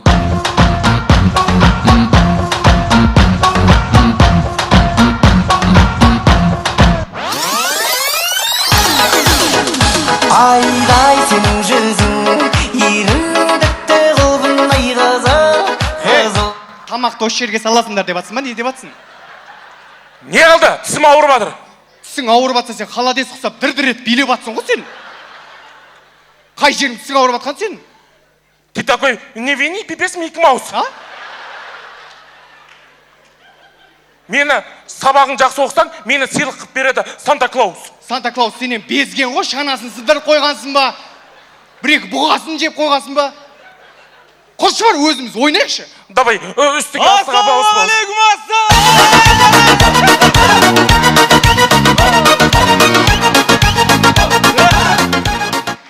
Жігіттер, Таразға келдік, түсіп темек шегіп алайық. Қайқа барадырық негізі? Таразға ғой? Пастель тапсырсаңдар сонда. Ненде жындығылатын болдың дәрі? Не істеп атсың дәрі? Тараз деген дамып кеткен қала ғой, айтсаң да соны. Сол мен айтайын деп тұрмын ғой, Тараз деген дамып кеткен қала екен ғой, мен мына Тараздың командаларына өкпеледім. Шығатта Тараз көне қала, ескі ғимараттар көп дейді, ақтарың дамып кеткен екен ғой. Ұшатын машиналар жүр ғой. Сен шуға өтіп кеткенсің ғой. Таразға қайтсай. негізі ондай қатты дамымаған тараздың тұрғындары продукттың магазиннен барып алып жатыр ғой. Мысалы біздің үйге продукттың өздері доставкамен әкеліп тастайды, бір безрукав киген жігіттер. Ол қайырымдылық қорғой досан. Кішкене жұмыс істесейші, КВМ бір бәле деп жүре бермей. Кие сұрап тараздың, білесіңдер ма? Киелі жер бұл. Киелі екен. Маған сезілді бұл киелі мекен екен ше. Көтердің ба, не қайтып сезіледі ол? Антеннасын ба, сен бейт сезе алмайсың ғой оны? Киелілігін. Киелілігі көрініп тұрады өзі. Қыздары ибалы, жігіттері иманды. Көрініп тұрады ол.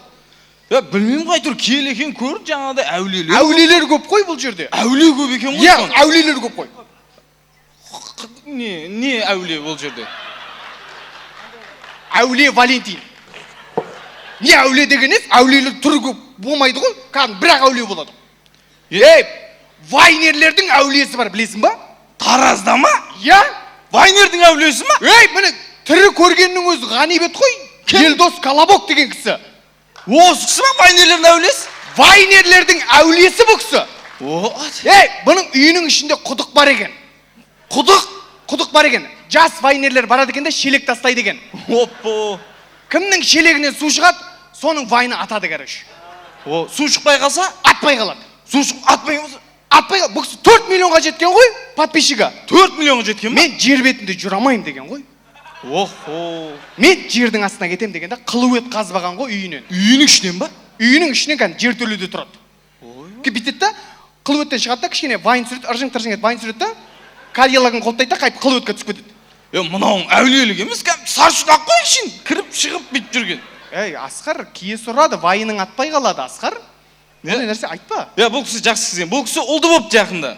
Ұлды болды бұл кісі. Қошеметтеп қойыңыздар. Ұлды болыпты. Елдос Колобок ағамыз, Елдос Колобок ағамыз ұлды болды. Яғни кішкентай бауырсақты болды деп қоясың да? Кішкентай бауырсақты болды. Енді Құдай қаласа чак-чак, пішнайлар қосыла берсін. Жары не пельмень де қойсын. Кірмей қаласың деп айттым ғой жаңа мен саған. Киесі ұрды әне. Сөйтіп үлкен пекарный болыңыздар, үлкен отбасы деген сияқты ғой енді. Одан кейін мына қазылардың құрамында кәдімгі Думан ағамыз келіп отыр екен. Бұл кісі сот дейді. Сот? Ойбай, орнымыздан тұрып қоятындай адам екен ғой, онда сот болса. Орнымыздан тұрамыз ғой онда. Бұл кісі білесіңдер ма, Думекең не деген? Не деген?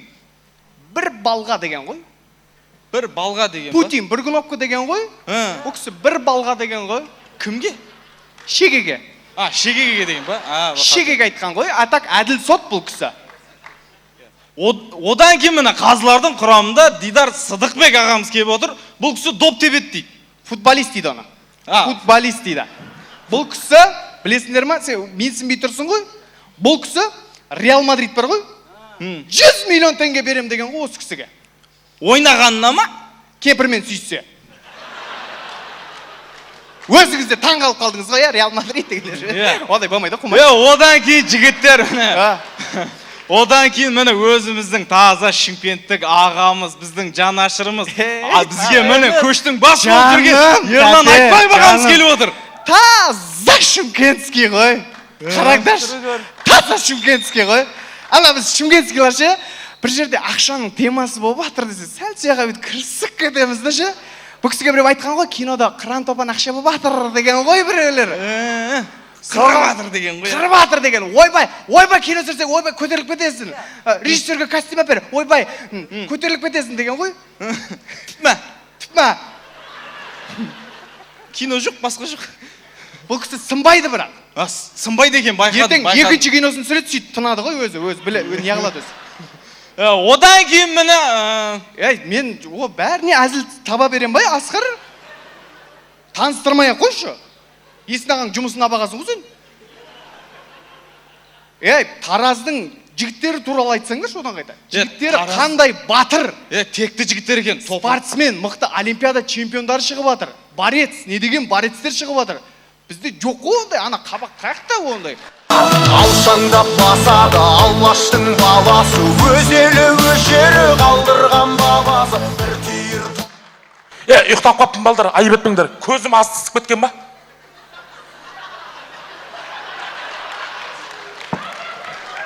Көзің асты денеңе беріп жіберді ғой сенің.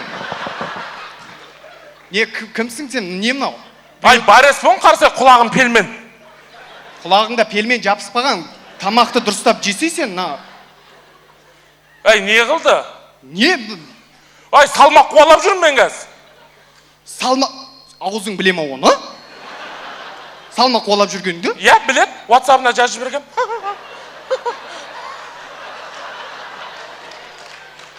Біреудің кілемін киіп кеткесін ба? Не ма? Не ма? Кілем емес. Сіз қайтып салмақ қуалап жүрсің, ерман? Ой, кәдімгідей. Азанда 5-тен бастап кешкі 6-ға дейін диетамен. Ораза дейді ғой оны. Ораза ғой ол. Бәсе бәрі менімен бірге диета ұстап бітті. Бір ай бойы ше. Бәсе сөйтіп. Мен 70 килоға қуалаймын салмағымды. 70-ке дейін түсірмекшісің бе соны? Иә. Аяғыңмен күресе ма? Не істейді адамдар? Аяқ қол бәрімен бірге ғой. Мен аузың жапшы, мен кәдімгі күресте Қажымұқан Мұңайтпасов деген атамызды білесің ба? Білеміз ғой, білеміз. Соғыс сияқты ол кісі бүйткен екен. Мықты болып, соғыс кезінде 2 жар бар ғой. Ортасында мост болады, мост. Сол мосттың орнына тұрып, өзінің үстінен адамдарды өткізген екен. Мен дәл сөйтем. Пост болып қаласың ғой сен, өтпей қалады ғой бір-екі адам. Өтеді. Тараста любой адам сені күрестен ұтып қояды, Ерман. Кеш бер, шығайық. Кези. Кези. Әжемен күреспекшісі бе енді?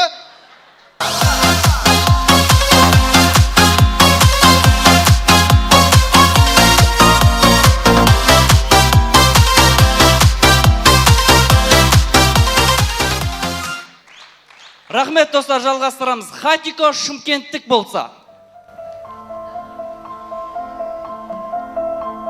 Братан, осындай музыкалар жазылған флешка бар, аласыз ба? Күлдерді пішірген күздегі жарасып сұлу бір гүлдері. Күлдерді аққу құс күлдегі айдынды суларды. Қылмыс орын алған жерде тергеуде айғақ дәлел деген нәрсе болмаса. Құрметті сот мырза, мен мына кісіні қылмыскер деп ойлаймын. Не үшін? Қарасаңшы тұры, арамы ғой. Қалай арамы? Қарасаңшы, бетпақ қой, дікең. Қалай бетпақ сен, мен жеке шекарама кетіп баратсың ғой? Қарасаңшы, мына қарасаңшы.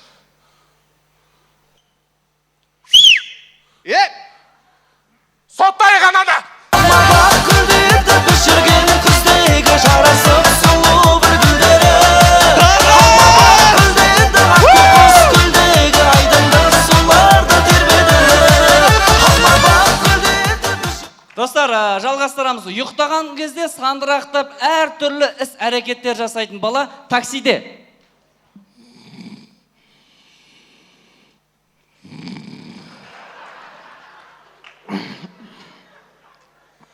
Аға, сіз ұйықтап атқан жоқсыз ау деймін. Өлі, аға? Қарындасым еркекше ұйықтап атырмын. Өлі, аға? Өлі? Аға, сіз не түс көріп атсыз? Қой таңдап атырмын. Қой? На қой ме? Екеу бір қой ме? Аға, сіз ұйықтап атысқан жоқсыз, менімен сөйлесіп атсыз ғой? Енді оянып кеттің, еді қоя тұр. Онда мен де ұйықтайын, мен жекешемен төбелесіп болды.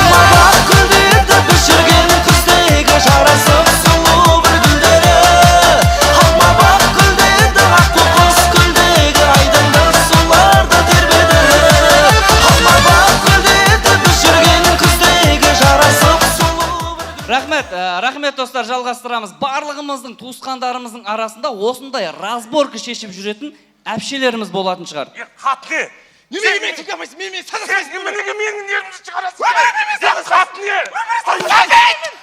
Сәбет! Тат қолыңда! Ашу батырмай менің Сәбет! Әпше анау қой енді! Бөлмеге бар! Өмір анау қойында қатны! Сәбет! Әпше анау қой енді анау! Сәбет! Мен саған айтып болды ғой дедім болды! Сәбет, мен теппеге қойайын мен Сәбет! Балаларды шығара бері қарай! Сәбет! Көрмейсің балдарды! Балаларды шығара бері қарай! Мілтсе шақыр! Мілтсе шақыр! Мілтсе шақырым! Сәбет, мен саған қой дедім жақсылықты.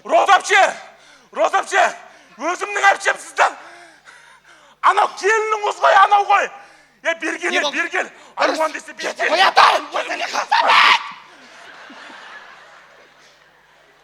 Неден болды ұрыс? Ұрыс. Мынау? Мен айтып жатырмын, әпшең күнде үйге келе бермесін деп айтқан ғой. А, мені ма? Иә. Сабит пе забит. Мен кетеді екем.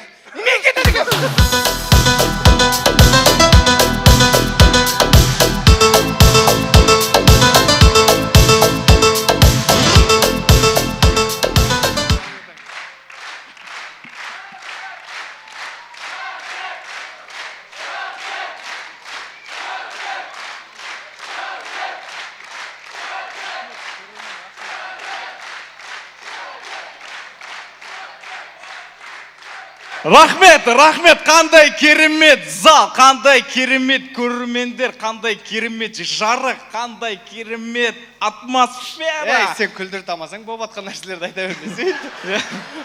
Рахмет көрермен, рахмет Тараз, рахмет жер планетасы. Сол планетаңа құры сен мақыма.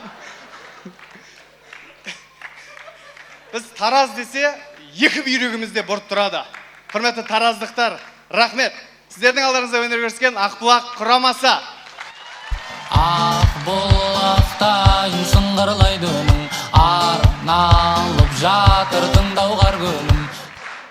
Ақбұлақ құрамасы Тараз қаласындағы Табанан балалық шақтың дәмі ұжымына өз алғыстарын білдіреді. Табанан Ерман. Қандай бір-біріне сәйкестік. Және Ақбұлақтың қарсыласы 2024 жылғы республикалық жоғары лига ойындарының чемпионы Жуалы Жамбыл облысы.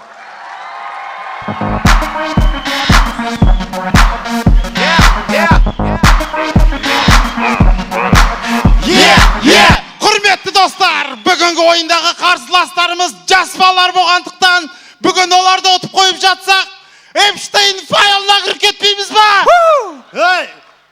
Жас балалар дейтіндей, сен сонша бір кәрім едің не? Кәрілер келді.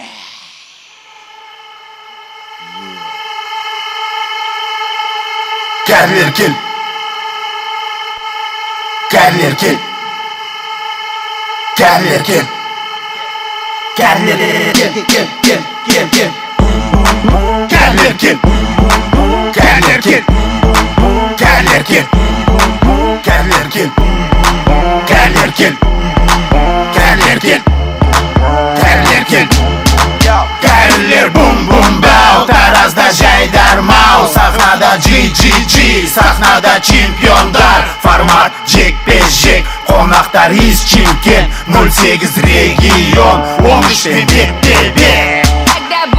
Құрметті достар, жотам, ораза бітті ме? Кешіріңіздер. Ау! Ей, не қарап тұрсын? Шакал, ұлысай! Ау! Ей, не қарап тұрсын? Шал, ұрысай! Қойындарш болды екеуің. Қуасындар ма, Таразға келдік қой туған жерімізге. Сол туралы айтсаңдаршы кішкене. Айтсақ айтайық, құрметті достар, ойын Таразда болады деген кезде қатты қуандық. Қатты қуанғанымыз соншалықты қатты дайындалдық. Қатты дайындалғанымыз соншалықты жолдың арғы бетіндегі мешітке бардық.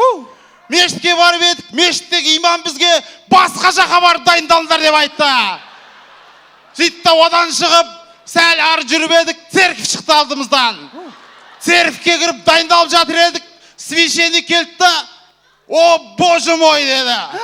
Боже ваш, наш боже другой, дедік. Сөйтіп та шығып кеттік.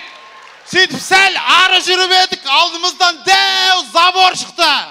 Оған өрмелеп зорға дегенде мінсек, төбесін колючкамен істеп қойыпты.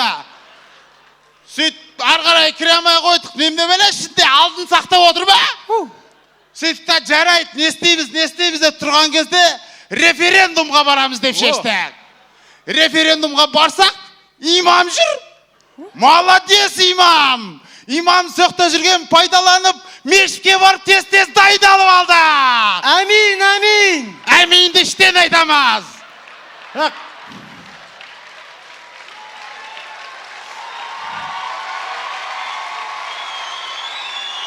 Оды да іштен айтамыз. Қайрат, кішкене қазылар алқасына қарасай. Не үшін? Кім отыр соншалықты? Колобок отыр. Жеп қоям. Ералаш отыр. Көріп тастағам. Еліміздің үздік боксерларының бірі Асланбек Шынбергенов отыр. Жодан бокс десеміз ба, көге? Қуасың ба? Дидар Сыдықбек отыр ғой, Тараз футбол клубының жаңа директоры. Бозар жоқ, дәке, енді сізге бір кішігірім ақыл кеңесіміз бар. Жаңадан келген басшысыз ғой. Мені құрамдағы составыңыздағы ағаштарды түгелеп алу үшін сізге балта! Қай, балтасын ес қуасыңдар ма? Кішкене ұялсаңдар сендер. Думан аға отыр ғой, Думан аға. Дәл қазір біздің қалада сот. Қош! Йо-майо, бекерден бекер мешітке бармаппыз ғой. Қабыл болды. Сұраған алдынан іздемей-ақ табылар дейді. Думан аға, сізге бір өтініш болып тұр. Ар жақта бір дос бала отыр еді, соған передача бер жер аласыз ба? Ондай запрещенкі нәрсе емес. Мейрамға деп Наурыз көже ғой, Наурыз көже. Бір қазан.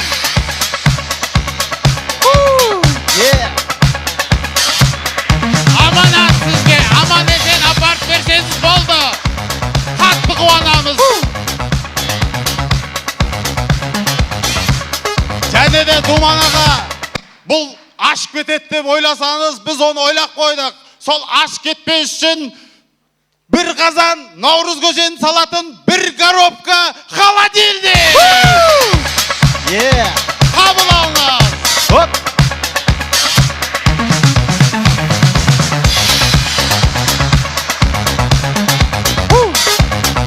Ай, бәрекелді. Рахмет, құрметті достар, сыйлықтарды таратып болсақ, бастайық. Бастаймыз не? Анау холодильникті мына жақтан алып тастау керек қой енді. Ой, алып тастаудың керегі жоқ, өзі-ақ кетеді. Рахмет, холодильник, бара бер. Давай, бара бер, холодильник. Молодец, красавчик. Давай. Енді бастауға болады. Баста десем бастайын, туған жерде ойнап тастайын, қарсы тұрған бұлақтың суын сауысып тастайын.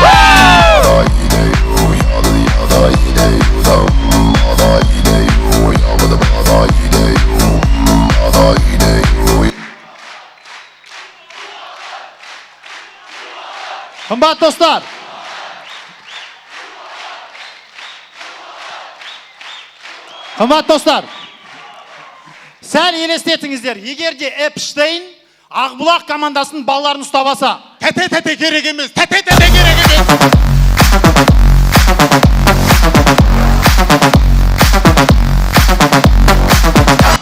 Жылқышбай математика мұғалімі болса, балалар, мынау қандай сандар? А сандары. Ай емес, би сандары, би сандары.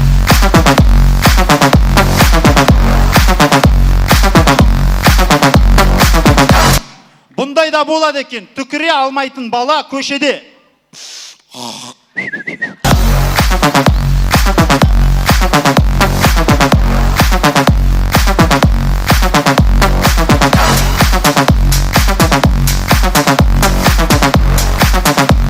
Қымбат достар, барлығымыз білетін Жамбыл Жабаев атамызға арналған ескерткіш көк базардың алдында болатын. Ал қазір ол әкімшіліктің алдында тұр. Сонымен әкімшіліктің алды дәл қазір. Кезінде ары бері жүрген сиған қатындарды сағындым.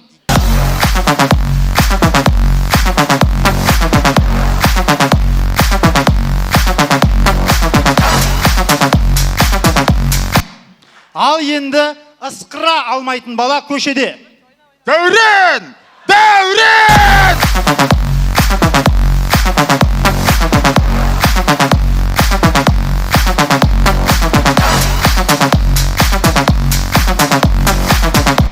Горбатый мостының қасынан өтіп бара жатқан кез келген ер адамның өмірінде болған жағдай. Айырды, не горю бар еді ғұрында.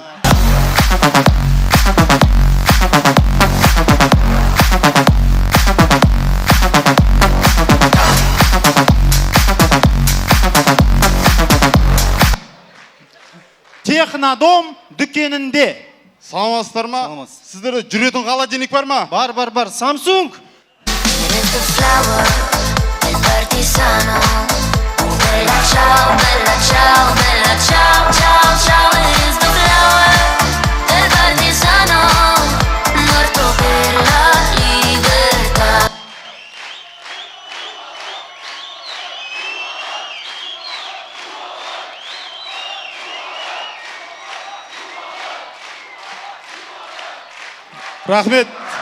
Рахмет достар. Құрмет достар, бағанағы бері командалар шығып, ойын сонда деп айтып жатты ғой. Өтірік айта береді. Мені в натуре ойын сона. Және ойын сонда бір нәрсе айта кетейік. Біздің қарсыластарымыз, мысалы біз, құрмет достар, Жайдарманда 15 жыл бойы ойнап, зорға дегенде чемпион болдық.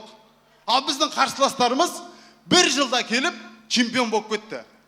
Есен аға, нечесін ғой, аналар қатты ойнайды ғой Есен аға. Қайрат, керісінше ойлашы өзің, біз 15 жыл бойы Жайдарман ойнап, лигадалардан лигаларға өтіп, қанша қиындықтар көріп, осы Жайдарманның нағыз дәмін сезіп чемпион болған командамыз. Тема! Құрметті достар, сіздердің алдарыңызда тек қана Жайдарманның ғана дәмін емес, басқа нәрселердің де дәмін сезіп жүрген Трипл J, жару үшін жаралған Жамбылдықтар! Ақ сары жасыл қызыл көк түсті нотадамыз, қап-қара кеттадамыз, ақ-қара лентадамыз, қайтыр аюңға тосын, ағайындарға тосын, ренжітпеуге тырысамыз, бірден көңіл күйге қосыл. Автоматты Көп рахмет. Мың алғыс. Ақбұлақ және Жуал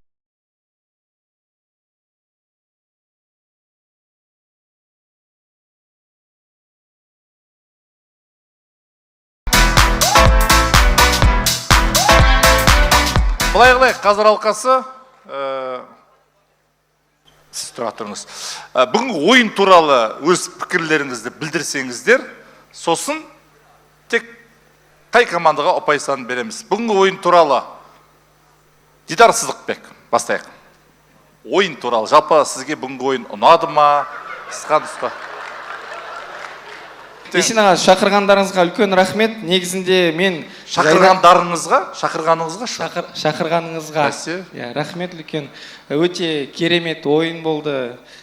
Жаңа айтып жатырық қой, кішкене басында бір әділсіздік болып кетті деп, бірақ та қазіргі таңда бәрі осылай болып жатыр,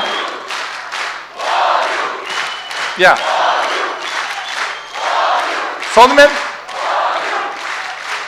енді соңғы командалар туралы айтатын болсам, екеуі тең команда деп ойлаймын, бірақ мен өзім Оны ұпай санын кейін айтамыз. Қазір тек жалпы ойын туралы. Елдос, ойын туралы пікіріңізді біліп жіберсеңіз.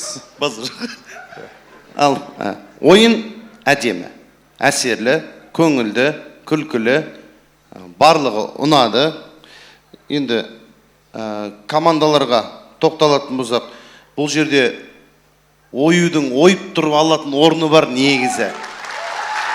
Өте әдемі.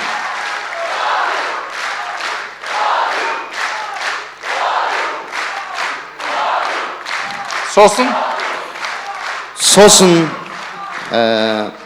әдеби жігіттерде жеке шаңырақ екеуі де әдемі өнер көрсетті. Ақбұлақ пен Жуалы тоймай қалдым екеуіне. Негіз күшті болды екеуі де. Тағы да бір-екі шуткадан тығып жібергенде бір рахаттанып демал болатын еді. Ойынға шақырғаныңызға рахмет сізге, Есен аға. Телефон көтермейді. Көтердім ғой. Олардың бәрі жұлдыз болып кеткен. Ержан, Ерлан, Руслан, кім бар? Сөйлесіңдер тездетіп. Әзіл ғой. Сіз андай уақыттарда звондап қаласыз ғой? Трассада кетіп бартқанда, ұйықтап атқанда. Мен түнгі 12-ден кейін хабарласқан жоқпын. Сол сіз хабарласқан уақытта білмеймін, ұйықтатып. Ол кезде әлемді ұйықтатып атсың сен. Ол да бар. Есен аға, рахмет барлығы үшін. Керемет ойын болды. Тараздықтардың бүгінгі ойын көңілінен шықты деген ойдамын. Ұнады ма? Бізге ұнады. Рахмет. Осындай ойындарды көбірек ұйымдастыруыңызды сұраймыз, Есен аға. Тараз Шымкент болса келесі жол, Тараз Астана, Тараз Алматы, Қызылорда. Таразда көрдіңіз ғой, барлығы чотки дайындалып келеді. Көп рахмет. Асланбек Шымберген. Ары қарай. Ойын туралы. Нешінші раунд ұнады сізге? Соңғы раунд өте қатты ұнады. 4-ші раунд, Иә. Керемет. Шешуші раунд. Иә, күлдік, күшті әзілдер болды. Рахмет баршаларыңызға. Дауысты кейін береміз, Сол. Рахмет. Жақсы. Ерлан Айтбаев. Кеш берекелді болсын, рахмет Тараз. Енді мына ойынды көріп, өзіміздің сынау 2004-2003 жылдары мына менің оң жағымда отыр ғой. Жайдарман осы транс достардан бастап бізбен жекпе-жекке шығып, иық тірес бірге ойнаған, бірақ мен өмірде доспыз, сол сияқты көрініп тұр ғой барлығы. Шымкент пен Тараздың ортасында ешқандай көпір жоқ, барлығы достық. Сондықтан да керемет ойын, Тараздың командалары бұрын да мықты еді, қазір де мықты, болашақта да мықты болсын деп тілейік. Рахмет. Айтпақшы достар, бүгінгі сайысымыздың арнайы қонақтары келіп отыр. Бұл жерде бірнеше команда, оның ішінде достардың жігіттері бар, транс достардың жігіттері бар.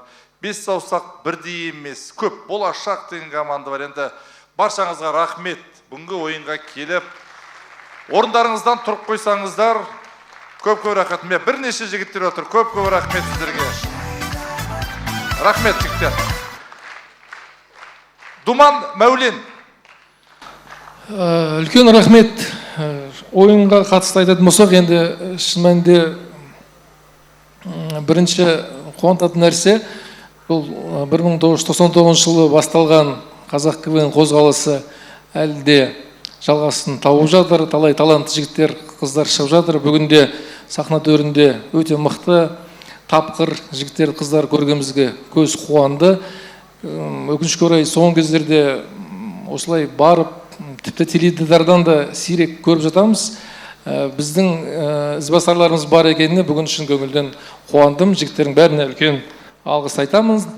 Және ең бастысы Тараздың төрінде бірнеше жоғарғы негізгі орталық лигаларда ойнап жатқан командалар бар екені бәрімізге қуаныш сезімін сыйлайды. Ойын жақсы деңгейде өтті деп есептеймін. Үлкен рахмет. Көп рахмет. Қымбат достар, келесі медальді мен Жайдарманға деген махаббатпен, Жайдарманға деген махаббат үшін кез келген адам өзіне мақсат қойса, ол уақытқа қарамайды. Бұл жігіттер кезінде бір 17-18 жыл бұрын бастады. Ақыры өз дегендерінде жетті. Бұл мерекелік медаль Жуал командасына беремін.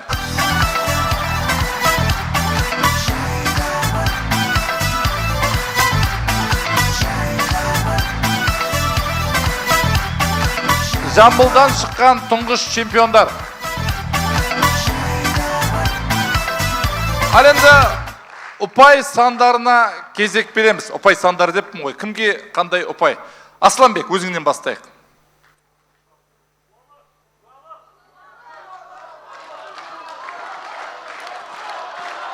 Кеттік.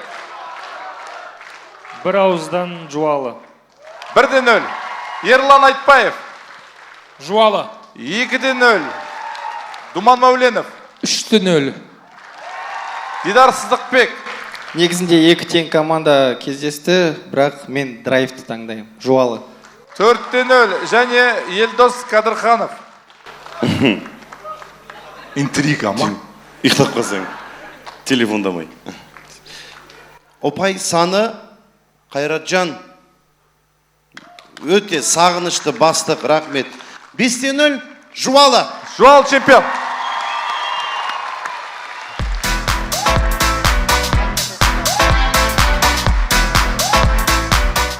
Қымбат достар, баршаңызға рахмет. Жайдарманның жайыздары сайыстарында жолыққанша аман сау болыңыздар. Тағы да ораза айт құтты болсын. Келе жатқан Наурыз мерекесі жылымыз құтты болсын. Тараз қаласына тек қана жақсы жаңалыққа жиналайық. Аман сау болыңыздар. Every day, every night.